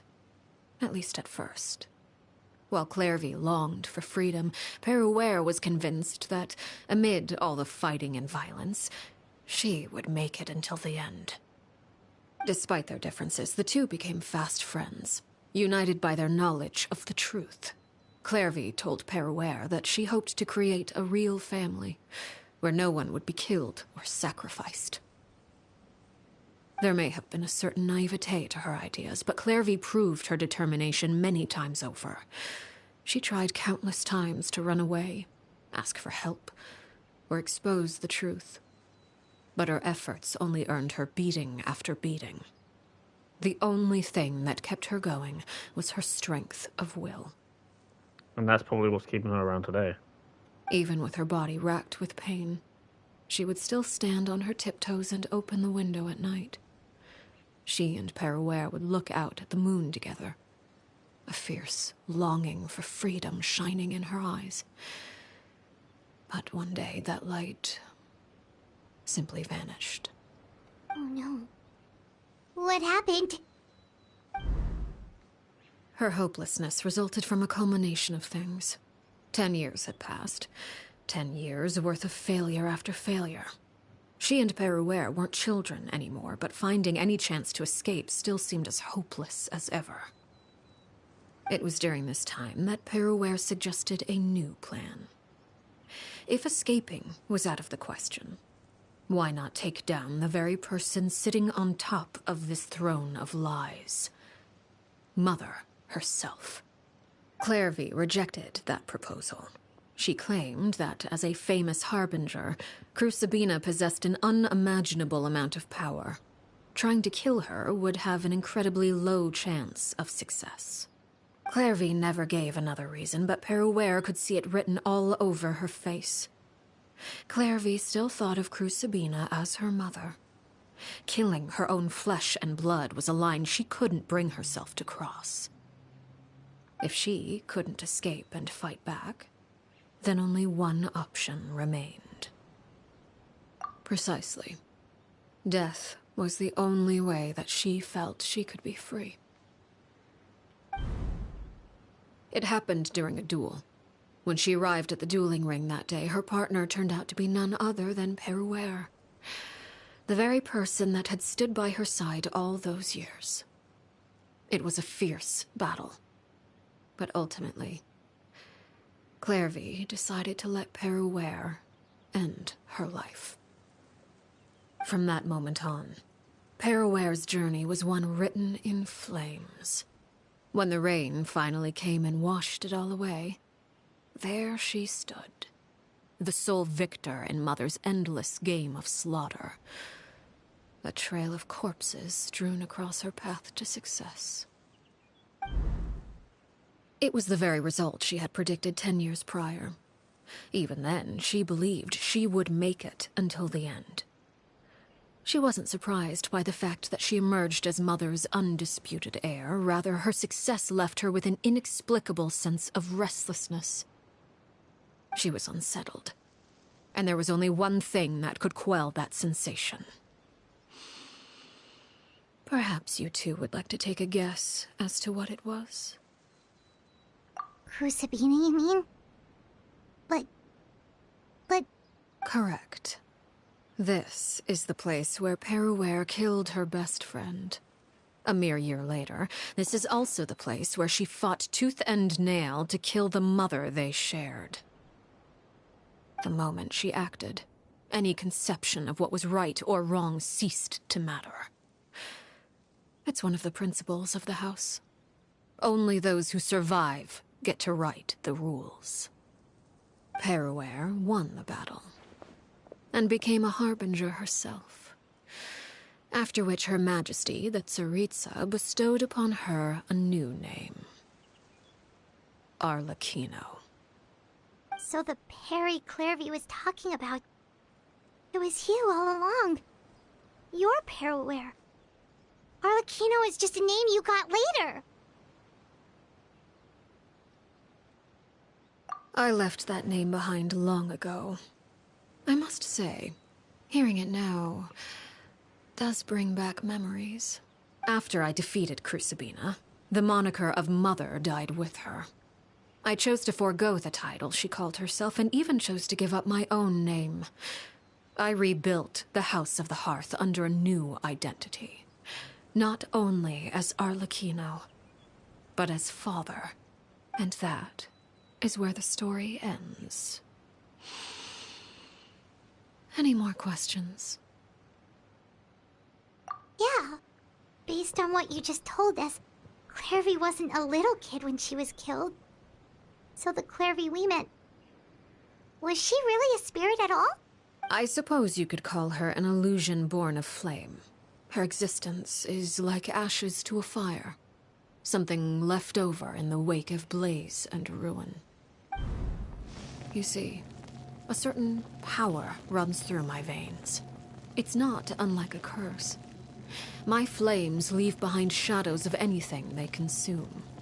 Of course, the chances of those shadows morphing into a sentient entity are exceedingly slim.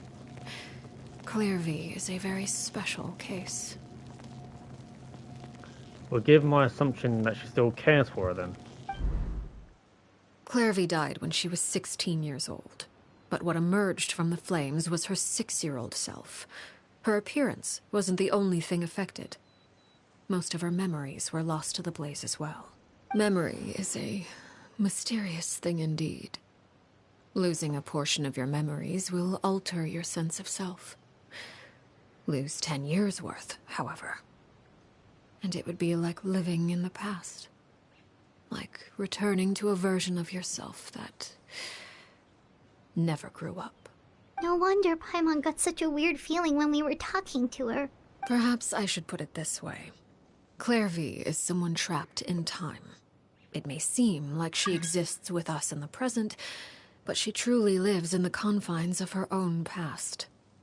So if all of that is true, then you must have known about Clairvy for a long time. Indeed. She's a rather volatile and unstable entity. Sometimes she would look after the children. She's even saved some of their lives.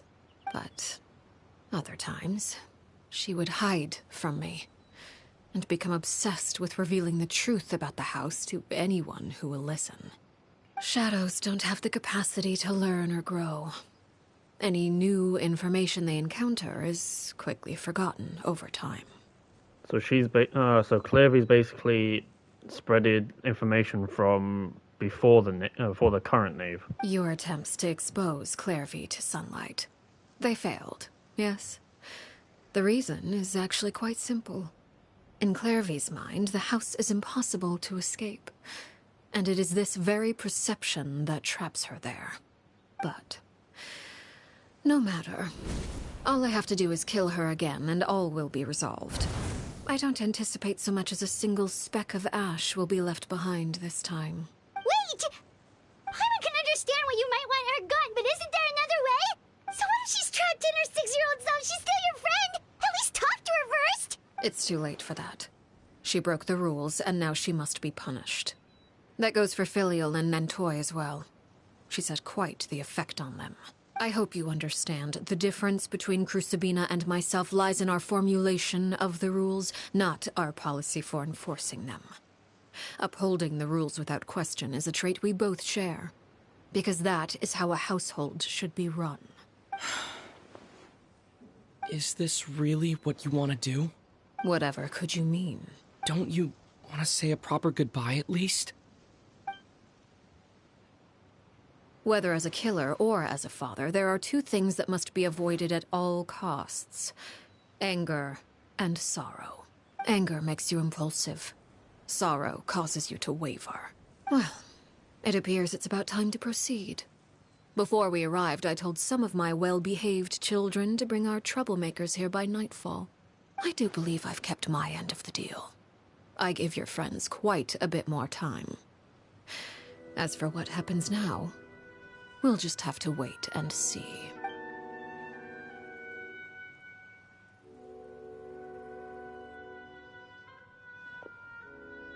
Here they are, Father. You gonna execute him? Seeing something like that would actually be a first for me. Lenny! I'm sorry. I heard about how you helped buy us more time, but I still failed. I couldn't find a way to fulfill her wish. Huh? Are you... Perry? Indeed, it's been a while, Clairvy. Perry! Shh. Stay right there. I'm sorry to postpone our reunion, but first, I believe certain scores need settling.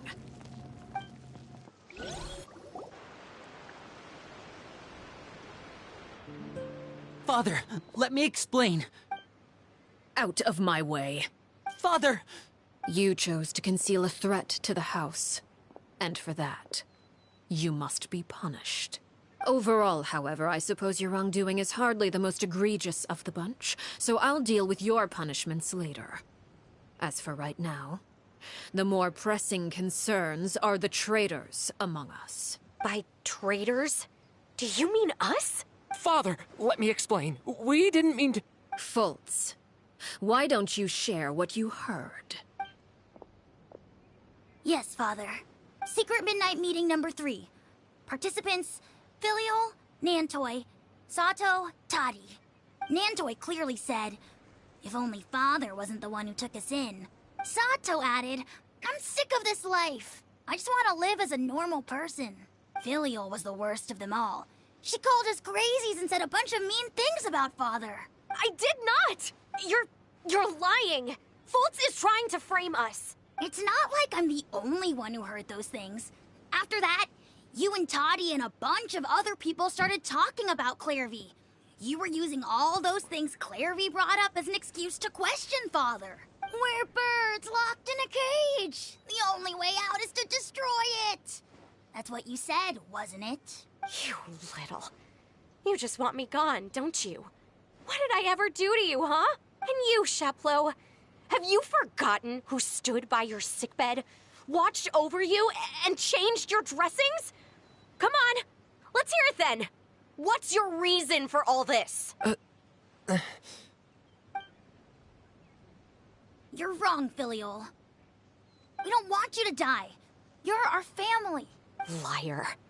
You wouldn't be doing this if that were the case. So why? Why have you backed us into a corner? We all live in the House of the Hearth. You know the type of work we do, Filial. A single betrayal can cost dozens of us our lives. It's not like it's never happened before.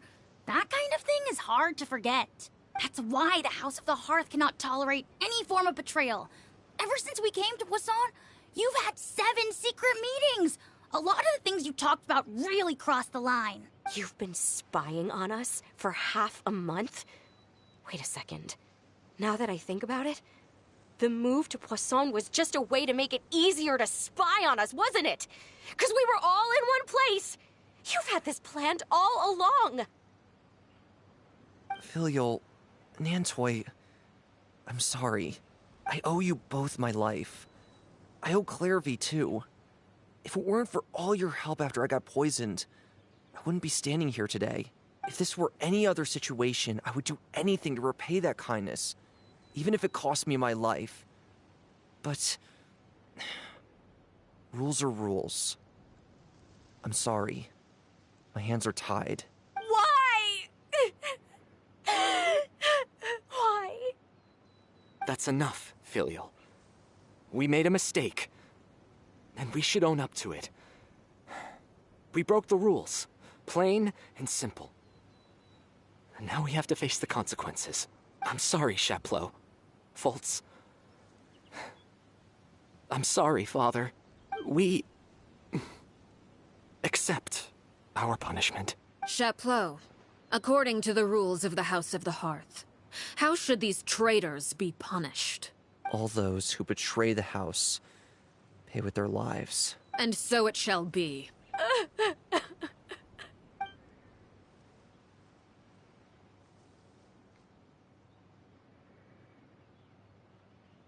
Father, please wait! Something you want to say, Linny? Please reconsider, Father. What Filial and the others did, does it really count as betrayal? We all come from broken families. From the very first day we joined the House of the Hearth, we wanted nothing more than to make it a real home. But the truth is, none of us know what a real home should look like. I'm not saying I have all the answers. All I know is this. Killing Filial and the others may uphold the rules, but doing so will only bring us further away from being a real family than we've ever been. So please, Father, please, reconsider. I agree with Linny. Father, please. Linny, you... I also agree with Linny. An order once given cannot be rescinded. However, given the extent of your determination, I suppose we shall have to go about this a different way. Draw your weapons and face me. Our weapons? Father, are you referring to a duel? Precisely. The rules of the house will not be altered. Traitors must be punished. However, resolving disputes with a duel is also one of our rules, one that also applies to me. Demonstrate a sufficient showing of strength, and I shall offer a concession. Wait. Beat Father in a duel? Impossible. Father is way too strong, even for Lenny.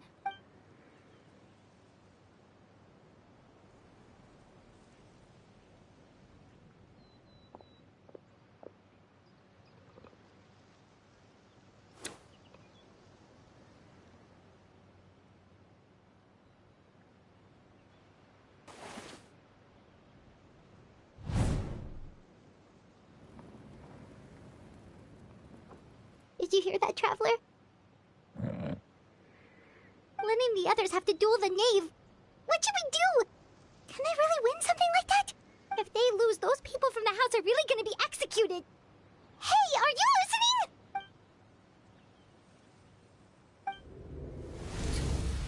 Don't you want to say a proper goodbye at least? Anger makes you impulsive. Sorrow causes you to waver.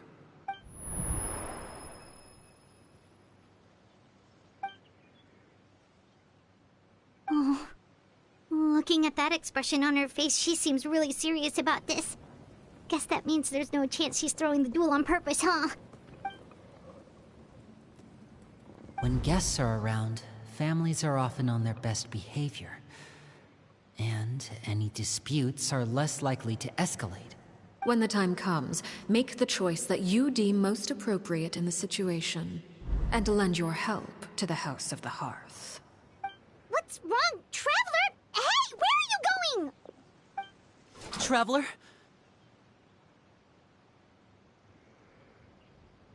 You're asking to join the duel against the knave? I'll allow it. We do have a ready-made dueling ring at our disposal, after all. All I would advise is this. Keep a firm grasp on your weapon, and give it your all. Any less, and you may just lose your life. Oh no. Oh dear.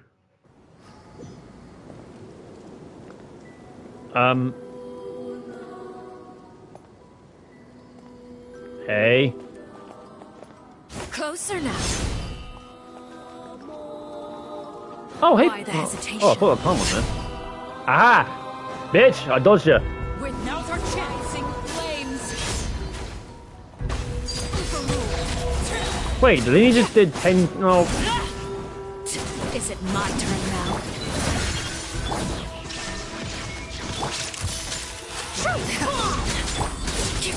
This is where you fall. Father's even stronger than I expected. Oh, never you mind that. I'll figure it out. I've got a stack. Oh, well, I did have a staggered. Now that's more like it. Yeah. With these rising flames. Honestly, this is a toned down version.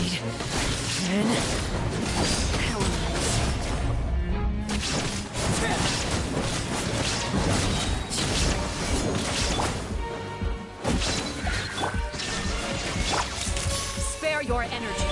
Running is of little use. And voila! That's 100k?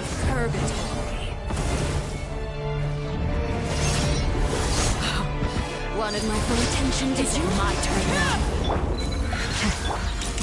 Woo! Father's even stronger than I expected. Running is a pretty closer now. Get out here. Oh, fuck. Who's next? With these rising flames. How amusing. Try to pace yourself.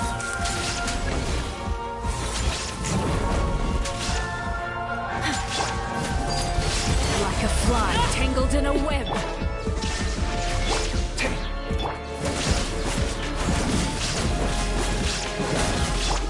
Yeah, I'm trying. I'm trying not to fucking do it. Fuck! Who's next? I was trying to build up a burst. Alright, fine. There is no escape. Father's even stronger than I expected.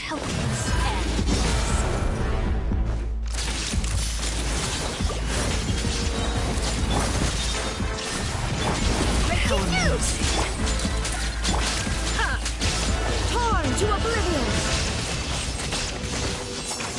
Getting here. Oh.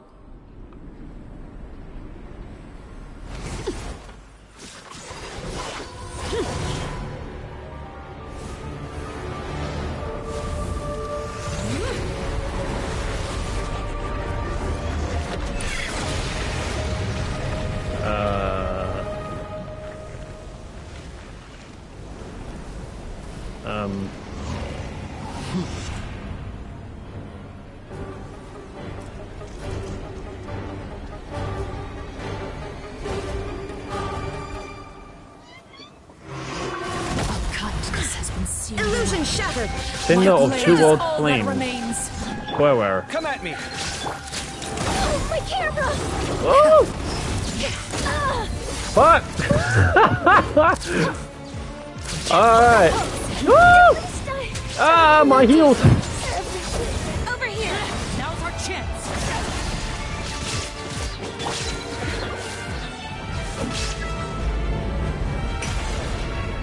Let's see how strong your resolve truly is. Come at me. Who's next? Right. Watch out for Father's movements. Look out! Yeah, no shit. The sun and Ah, moon have set. fuck me, fuck me. No. All hope. I couldn't sprint.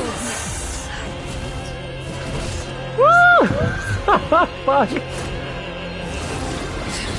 Oh wait. What's going on?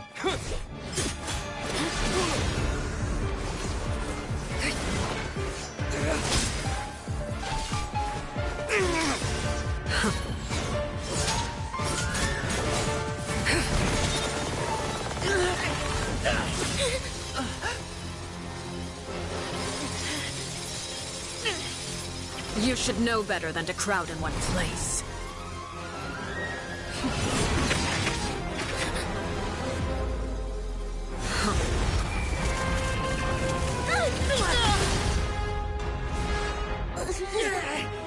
Oh, I know. No! I'm sorry, Father!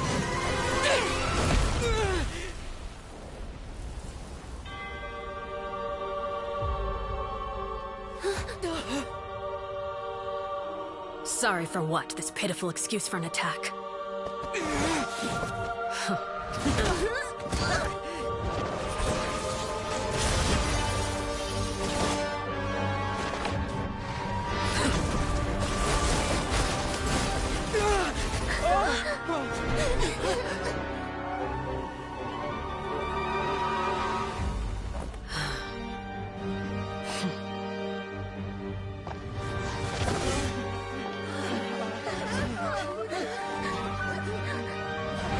Father, no!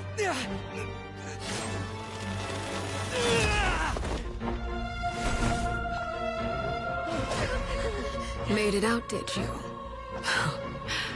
You're stronger than I expected.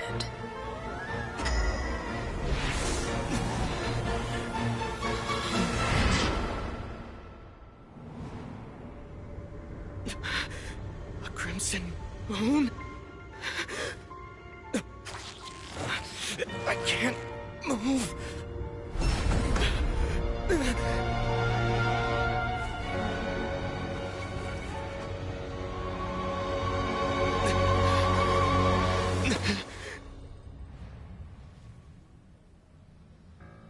Still, not strong enough to beat me.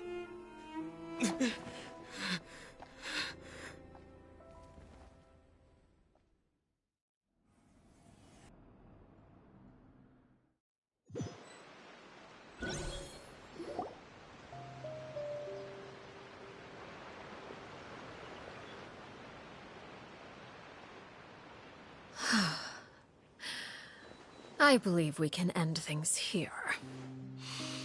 It's not often that we get to enjoy the company of guests, after all. We wouldn't want things to get too out of hand. Brother, are you alright? Lenny. Given that I am the victor of this duel, as agreed, the punishment stands. No! I never thought things would end like this.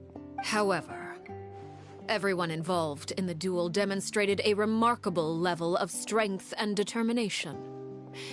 In light of this, I'm prepared to change the method of execution. Elwar, the bottled flames I gave you for safekeeping. Do you still have them? Yes? I wasn't sure what they were for, but I've kept them super safe. I didn't lose a single one. Wonderful. Then, in just a moment, I'll have you administer them. Bottled flames? Indeed. They're the product of a secret experiment. Under certain special circumstances, flames can be extracted from my person and preserved. Once ingested, searing pain will spread across every inch of your body. No harm will come to you physically, but your memories will be burned away. If you can withstand the pain. When you awake, you'll have forgotten everything you know about the House of the Hearth, and will be expelled from the organization. In other words, administering this concoction will kill the version of you that grew up in the house, and give you a new identity.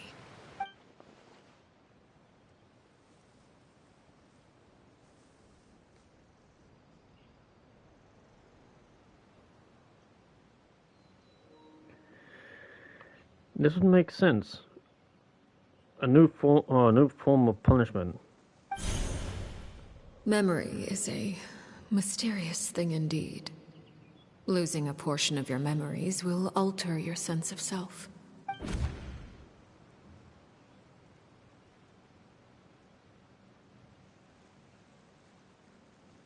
The horror that lived in the House of the Hearth is dead. The one that remains is simply a normal person living his life with his beloved. It's much better than actually ending their lives. So... True. You're just... letting us go, Father? You misunderstand. Memories are extremely important. Once consumed by flame, the version of you standing before me will die, and our secrets will die with you. So no, I don't intend to just let you go, because the person who survives will be nothing but a stranger. Even so, I won't have to live in fear anymore. I'm sorry, Father. I'm sorry I let you down. But I really... Don't cry, Filial. You haven't left the house yet, so there are still rules to be followed, yes? Remember what I taught you. Anger makes you impulsive, sorrow causes you to waver. Don't let yourself be controlled by your emotions. Of course. I'll remember. Dry your tears, and go pursue the life you really want. Yes, Father. Chaplot, Foltz, Elwar. Take them back to Poisson. And bring Lenny and the others as well. I prepared 3 extra vials of bottled flames. As for whether to take them, the choice is yours. Goodbye, children. The next time we meet, I will no longer be your father. Thank you for all you've done for the house. I hope you have bright futures ahead of you.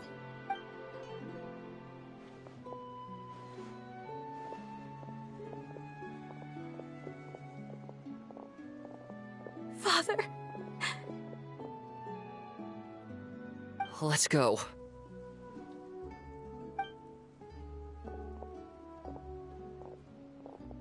Here, grab my arm, Lenny.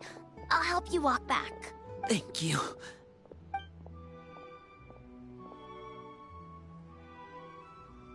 Clairvy.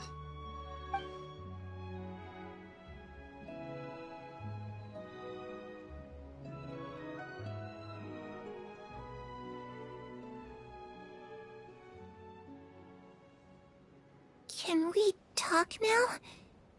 I've been waiting for a super long time. You really are Perry, aren't you? I haven't seen you in so long. How come you're all grown up? Wait, did I somehow travel to the future on accident? Or am I dreaming? What a long dream. Neither. You died, Clairvy. That's what happened. You could have at least sugarcoated it a little. Look, she's done speechless.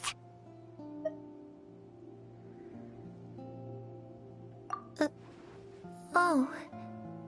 Okay then. Huh? That's it? You accepted it just like that? Yep. If that's what Perry says happened, then I believe her. Perry wouldn't lie to me. Plus, I don't really need to know why I'm like this. I'm more curious about what happens in the future.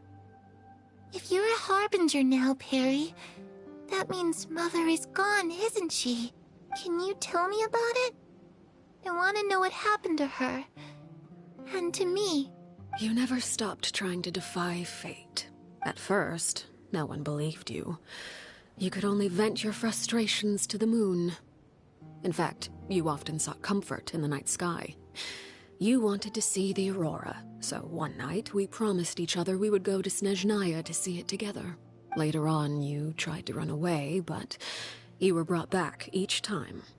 Mother spared your life, but it wasn't out of kindness. Instead, she decided to make an example of you by slowly torturing you over time. That way, the other children would know what happens to traitors. Still, you never gave up. Mother hoped that through ruthless duel after ruthless duel, she would be able to crown an ultimate victor among the children she raised. But you called on everyone to unite, to fight to a draw in order to reduce casualties. Your efforts may have only delayed the inevitable, but still. You gave them hope. You tried everything you could think of, but every attempt ended in failure. Still, you never turned your sword on Crucibina, and you never turned it on me. On that gloomy day, you told me, for the last 16 years of my life, I've done everything I can to fight for freedom. But now, I realize that the only freedom I truly possess is the freedom to choose to die. I never imagined I would say something like that. I must have been feeling really worn down, but somehow, I still think I understand. According to Mother's plan, only one of us was going to make it until the end. And I always hoped that person would be you. If I could do it all over again, I still don't think I would make a different choice. Even when I first met you, I knew you'd be able to do what I couldn't. Is that so? Even now, I'm not sure I truly understand what kind of freedom you were trying to pursue.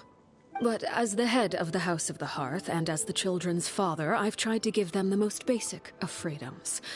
The freedom to choose their own fate. It's something I discussed with the Iudex of Fontaine. The children who want to leave the house will have their memories wiped clean of all secrets pertaining to the organization.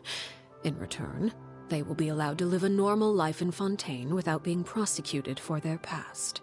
Of course, I won't simply hand freedom to them on a silver platter. They have to fight for it and prove themselves worthy of it. Only freedom that is earned has true value. That's more than enough. That's exactly the kind of life I was fighting for. You know, Perry, I think you're a pretty amazing king, and a really great father, too. I'm really happy that you're the one who took over the house. I guess I do have one regret, though. I still haven't seen the outside world. Well, it just so happens that our dear guests over here have been to many nations and traveled to countless places. Perhaps they would be willing to tell you what the outside world is like. Really? Of course! We've traveled all over the place. We've got so many stories, we could probably talk your ears off for 3 days straight. The land of Animo, land of Geo, land of Electro, or land of Dandro. Let's go step one. Let's go Animo. You know, I used to dream of being a bard, playing the lute while singing into the winds of freedom. Even if there was no one there to listen, I would have continued to sing no matter what. Oh, we're just going through them all. Okay. Ah, that's where Mora comes from. I never knew that before. If I had some Mora, I would buy 3 new dresses. One for me, one for Perry, and one for Mother. It's just too bad Perry doesn't like wearing dresses. And Mother, she probably wouldn't accept something like that either. I guess I'd just have to keep them all for me then. I could wear a different one every day.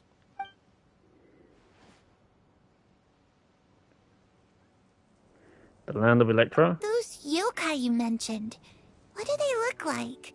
I once saw a drawing of this one guy with horns on his head and a super scary face. Are there any yokai like that? Oh, sounds like you're talking about an Oni.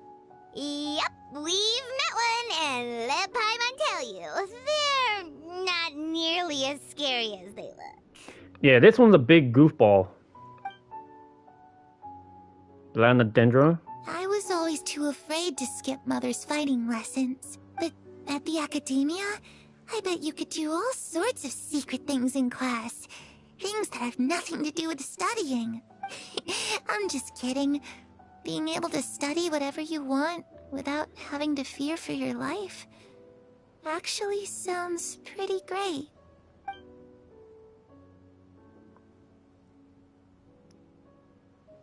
The nation she wants The called home. situation was super dangerous. Lenny and Lynette were accused of committing a crime, and they were going to have to stand trial at the Opera Epicles. Oh no, that must have been hard for all of you. What happened next? Don't worry, we were able to turn the situation around super quickly. All thanks to Detective Paimon, of course. Oh, for fuck's sake, those glasses again. It's been a long time since we've seen those. It's been a long time.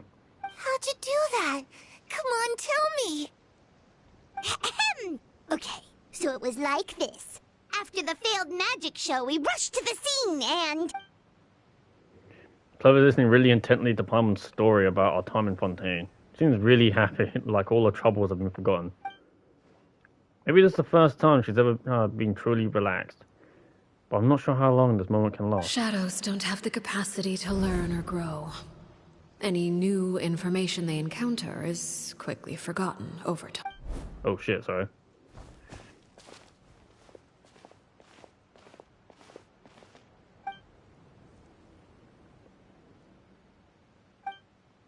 Something?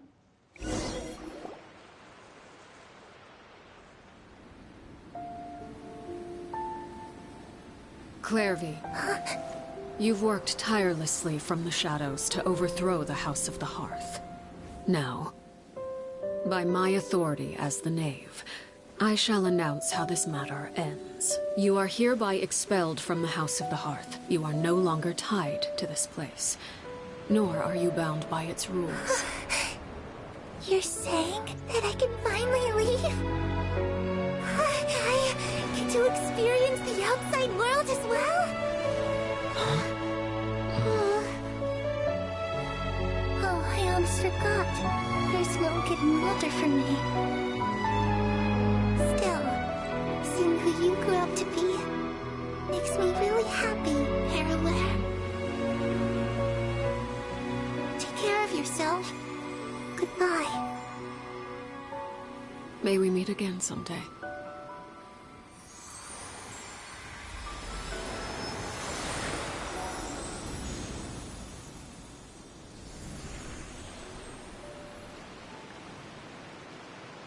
Clairvy. She left so soon. Paimon didn't even get to finish her story. I also have certain sentiments left unsaid. I wanted to tell her that the aurora I saw in Snezhnaya was just as beautiful as the ones in the pictures. But a shadow's memories reset at dawn. Had we delayed any longer, we wouldn't have had the time to say goodbye. Whatever regrets may linger, let them be lost to the coming of a new day. Father? It's Lyney! Hey, Lyney!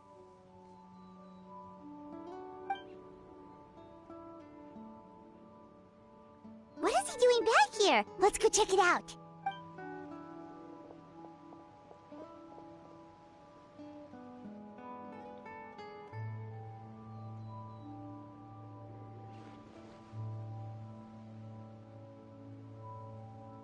Father, the bottled flames have been administered. Filio and the others have left the house. And you? What have you decided? Thank you for giving us that choice, Father. But we never wanted to leave the house. It's the only home we've ever known. Lynette and Fremine feel the same way. They're recuperating back at the Hotel Bouffe d'été. But I decided to come back and tell you where we stood. I'm sure you're well aware of the expectations I have for you. I want you to follow in my footsteps and become the next king of the house. Yet you seem to have different ideas, I must admit. I'm rather surprised by your decision to stay. There's nothing wrong with choosing to live a quiet life. Leading this organization is a heavy responsibility, one not so easily carried by someone forced onto the throne. I just never understood what you saw in me. What made you believe I was deserving of that throne? You're brave, talented, and, most importantly, you cherish your family. You would do anything to protect them, even if it costs you your life.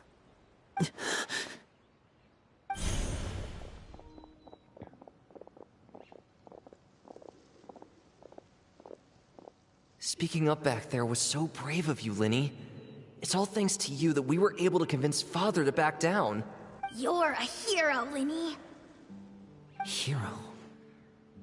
Father is the real hero. Had Father gone all out during the duel, there's no way I would have walked away with my life. She must have had it all planned from the beginning, from the very moment she suggested a duel. I'm not deserving of that title. I'm not strong enough or smart enough. You're wrong. In my opinion, all you need to be deserving of the throne is conviction and the necessary strength to act on it. We may have different ideas of what it means to be a family, but you can hardly be said to lack conviction. What you truly lack is strength. For someone of your talent, though, that's something that will come with time. Even without that strength, you still chose to face me in a duel, even though the odds were stacked against you. That capacity to honor your convictions is what I truly see in you. Father. No one knows what the future holds, what tragedy or triumph may be in store. Being at the head of this organization requires the strength of will to face whatever comes. Caution will only hold you back. If reaching a certain standard were required to go after what you want, I would never have succeeded in killing my predecessor. Back then, there was still a considerable gap between our abilities. Strength may decide the ultimate victor, but those who let a lack of strength dictate their decisions or undermine their convictions will never be worthy of the throne. I understand, Father. Thank you. Children must grow up to surpass their parents. Only then can a family continue to flourish. The road ahead is not an easy one, so I'll ask you one last time. Are you certain you want to stay? You've done so much for me, Father, and that kindness must be repaid. Plus, with Project Stuja at hand, there are many dangers ahead, and I, for one, don't intend to back down. Protecting my family at all costs. That's my conviction. Then you're welcome to stay. As for Project Stuja, you need not be too concerned. If those cowardly businessmen and heartless dignitaries try to take us down, I'm prepared to teach them a lesson. Oh, join me. I'll join in. Having members who longed for the light was our organization's last weakness. With those members no longer among our ranks, the House of the Hearth is like a spider hiding in the shadows. We need only wait for our prey to come to us. At present, our imperative is to use their plan to our advantage. In doing so, a crimson moon shall rise amid the frigid blizzards of winter. No demonstration of loyalty shall go unrewarded, and no sacrifice shall be in vain. As for the two of you, whether we meet again as friend or foe, I'll remember the camaraderie we shared in this moment, no matter how arduous the journey ahead. I hope we both reach our desired destination.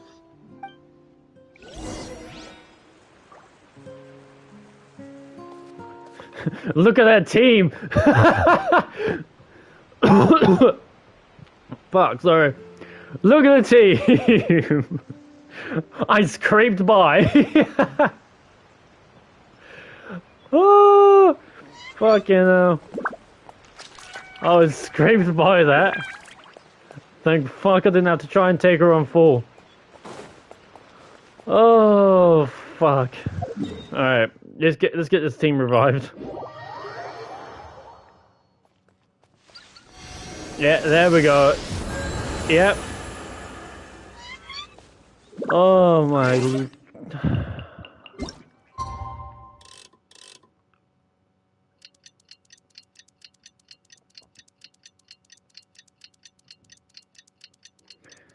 Oh, wow. I scraped on by with that. No way this team is going to be able to take her on in the weekly boss, I'm sure.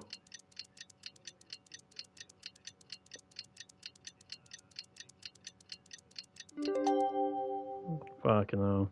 Didn't Linny say that Lynette and Fremine were recovering at the Hotel Bouffe d'été?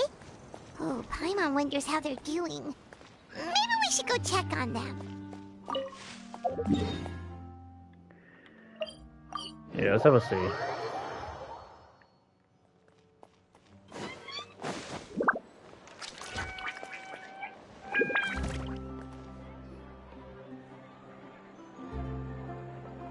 Lynette? Fremine? How are you feeling? Much better. Whew, what a relief. What about you? Are you feeling alright? Yeah, no need to worry. I knew you'd come out unscathed. Us, on the other hand, well, we've been bedridden for 2 days. I couldn't even turn over. Oh, and I wanted to ask, is Clairvy gone? Linny and the other members have left Poisson and returned to the House of the Hearth. According to him, there haven't been any more sightings of a spirit roaming the house. I see. I'm glad. Father came to check up on us 2 days ago and told us about what happened with Crucibina and Clairvy. Actually, I've met Crucibina before. Wait, what? You've met the former knave? Crucibina died a year after Clairvy. It was during the year between their deaths that I joined the House of the Hearth. So how old is Frimine then? Wait. Something's going on.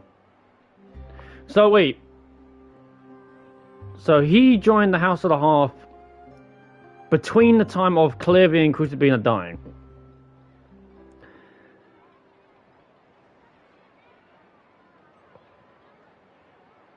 I'm trying to figure out I'm trying to figure out calculations here.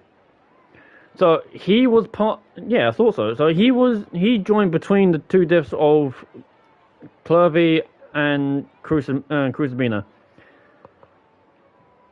According to what we were shown by Hoyoverse,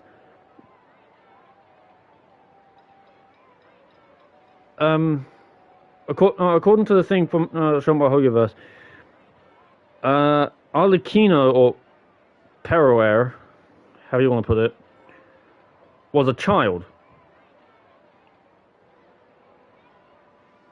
So, and yet somehow Frimine is around the same age as Linny?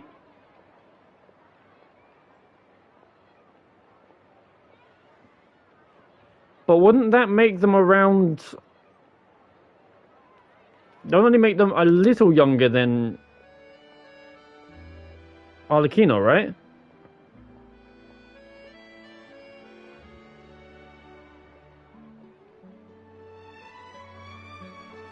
Am I seeing things wrong? Am I...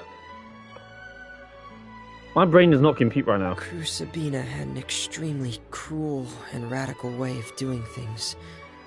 While she was alive, the atmosphere in the house was suffocating. When I joined, though, the experiment she valued so much had already come to an end, and all the people involved, dead and injured alike, were gone. Crucibina never talked about the past with us newcomers. A couple of months after I joined, Father killed Crucibina and burned all her files. With that, the names of all the people subjected to her experiments, Clairvy included, were lost to the flames, along with the painful memories they represented. Father took in Lenny and me a couple months after that, but she never mentioned anything about Crucibina or Clairvy. It really seems like something she was planning to keep to herself. The last time you talked to her, did she mention why she kept it a secret for so long? She said she didn't want us to be affected by the darkness of the past. She was worried we'd develop a false sense of gratitude towards her if we knew about it. The foundation of a family should be free of any corrupting influence. Whatever happened in the past, it has nothing to do with who we are now. And that's what Father told us in the end. I like how she tried putting a spin on her voice as well. But I still thanked her for everything. It was only after hearing about what Crucibina did that I finally realized how insignificant our lives could have been. The members of the house meant nothing to her. To say that she valued them in any way, even just as a tool, would probably be giving her too much credit. If Father hadn't taken over the House of the Hearth, I probably would have already... Father rarely brings up the fact that she saved us. She doesn't believe that being indebted to her should be what ties us together. But even if we didn't owe her anything, we would still choose to stay. Because this is our home. I think that's what Linny said as well. We may have arguments or times when we feel wronged. Some people may even choose to leave. But as long as Father is here, we will always have a home. Whether the path before us is bathed in sunlight or shrouded in shadow, we'll follow Father wherever she chooses to go. So I wanted to say thank you for helping us make it through this crisis. Without your help, we could have lost a lot more along the way. Oh, we didn't do anything, really. Just invite us back as guests and we'll call it even. Of course. You're welcome anytime. Are Filial and Nantoy okay? I actually saw them at a cafe this morning. They didn't recognize me. From what I could tell, they were drinking coffee and talking about one of the operas that started running recently. They seemed happy. If I had to take a guess, I would say they finally found the kind of life they always wished for.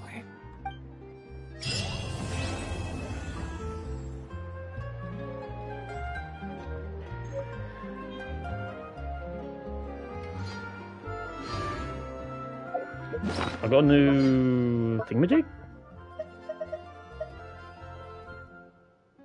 Workshop in the music making town. I thought it said something else.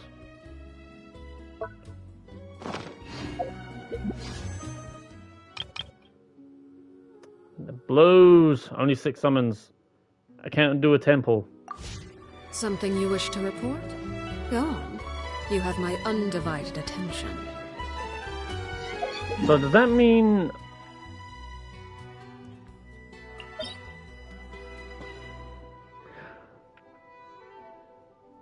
This courtyard was once a wonder to behold, but now lies desolate. The previous battle had been buried like a dying light, but the next duel shall come, as long as the family endures. Okay, so this is where...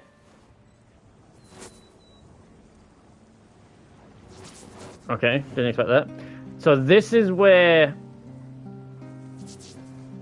the story would end. I'm gonna have one run with this team. I'm gonna die, but let's see how it holds. I'm only trying once. If I die, I die. The naval... Okay, so this is where you can learn about the boss. The naval apply bonds of life to characters. After clearing a bond of life, characters in your party will unleash a Scarlet Night Tide.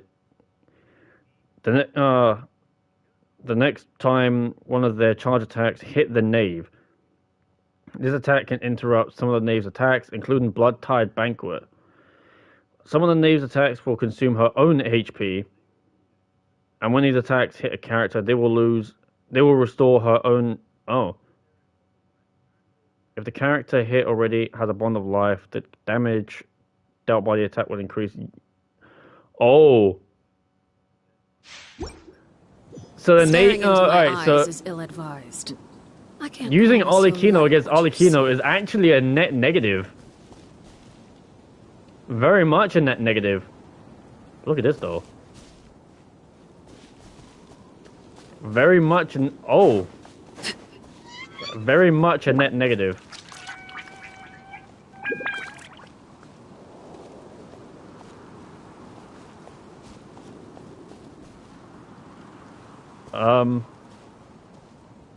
Okay. Afraid? Or do you not even have the courage to be afraid? Say cheese!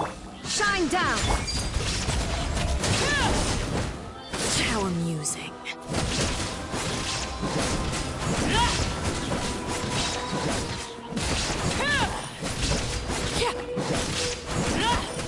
Everlasting as the moon, with these rising flames. Right. Is it my turn now?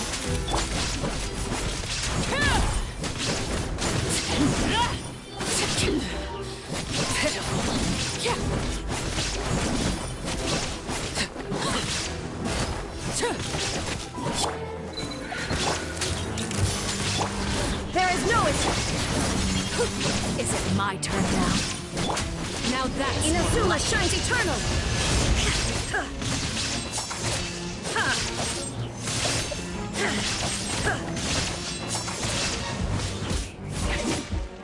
with Shine the fall down. of darkness. Scanning. Destruction shall rise. Have a taste of Hitting purgatory. exclusive. Hold that pose. Laid bare. This is where you fall. With these rising flames.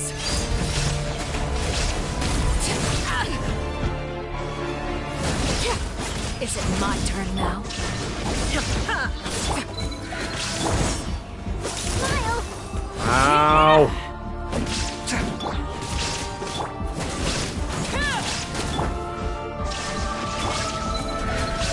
Hold that pose. The countdown has begun. Like a fly tangled in a web. I hear with these rising flames.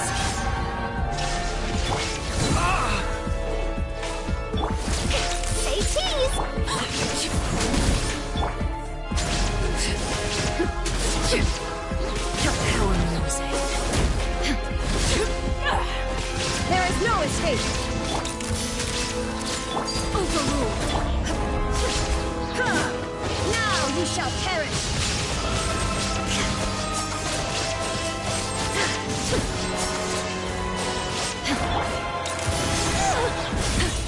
Breaking news.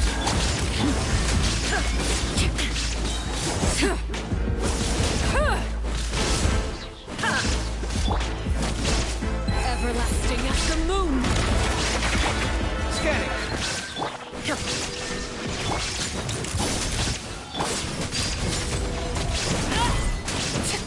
If you're thirsty for blood, Is it my turn now? Sight clear. Like a fly tangled in a web. How amusing. oh, With the mortal plane of fleeting dream.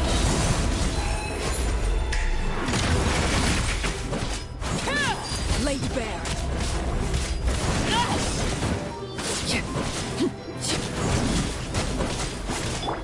Truth bomb. Come at Look me. at you. Trapped like a bunch of helpless I've been through animals. worse.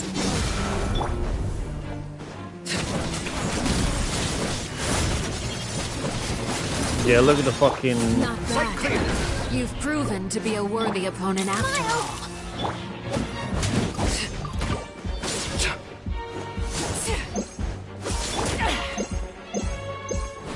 Illusion shattered. Is it my turn now?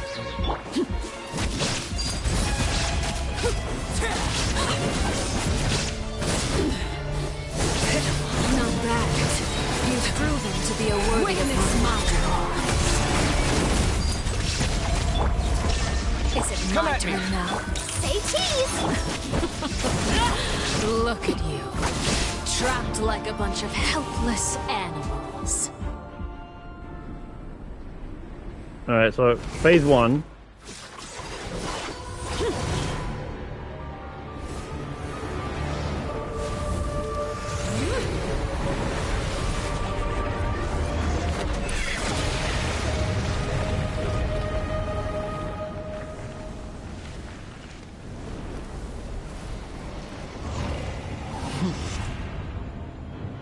Flames Poirot. Oh, Poirot. This is gonna be interesting. Kindness has been seared away. Scanning. My blade is all that remains. Hard hitting exclusive. Fuck me.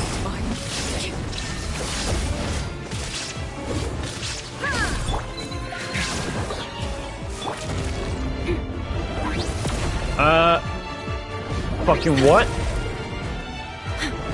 Hold that pose. Yeah, stay still. There is no escape. Torn to oblivion. Your punishment made manifest. Illusion shattered.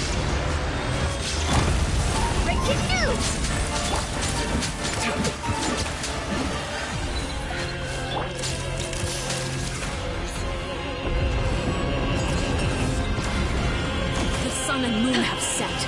Only ruin remains. Woo! Struggle in vain. Smile! Come at me! Alright, heal.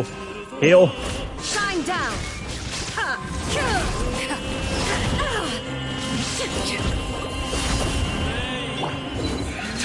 Hold that pose! Well, there goes Shogun again. Great.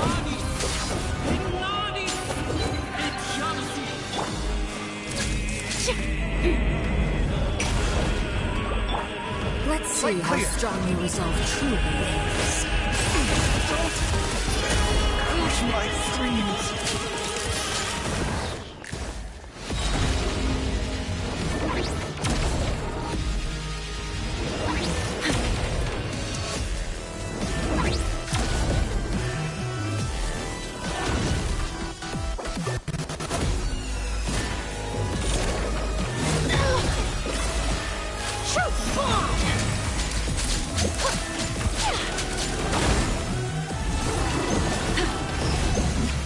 Say cheese!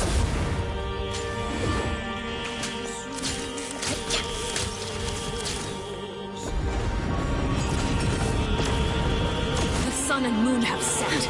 Only ruin remains. We struggle in vain. Smile!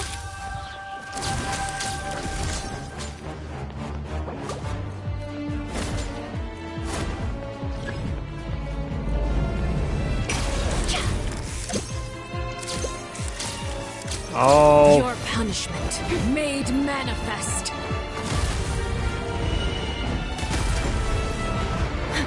Say cheese!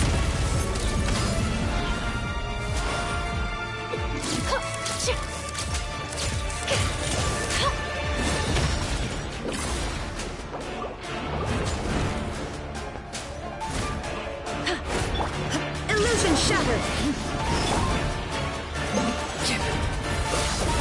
Smile! Hard-hitting exclusive! Shine down!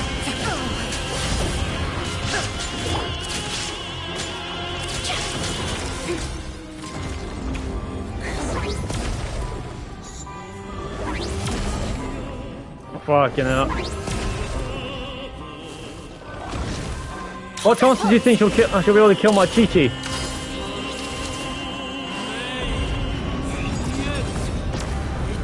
The sun and moon have set. Only ruin remains. We struggle in vain. Illusion shattered! Smile! Your punishment made manifest. Shine down! Yikes. Hold that pose!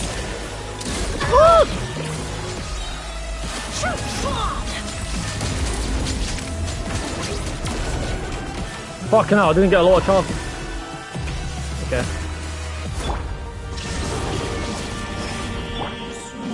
Say cheese!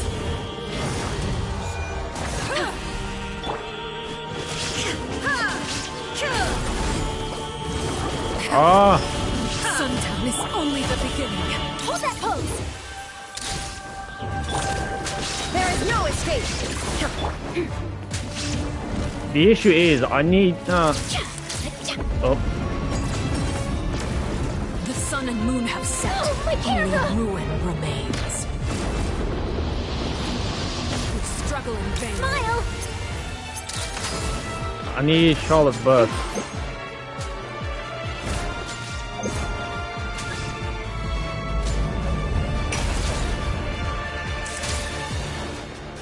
Shine Your down! punishment made manifest.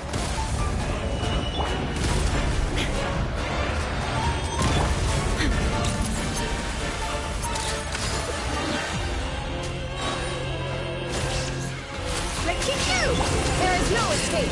Inazuma shines eternal!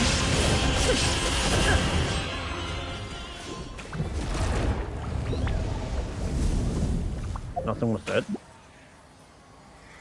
I mean, I managed. What did I get?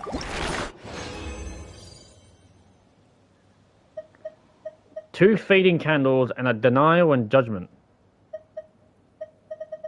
Ooh! I also got Midlander Claymore.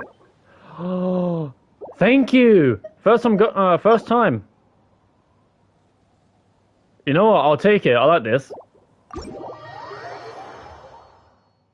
Ooh.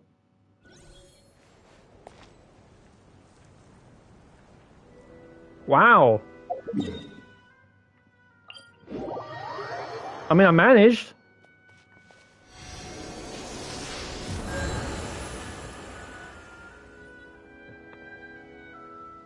Why is this always a fucking minute behind?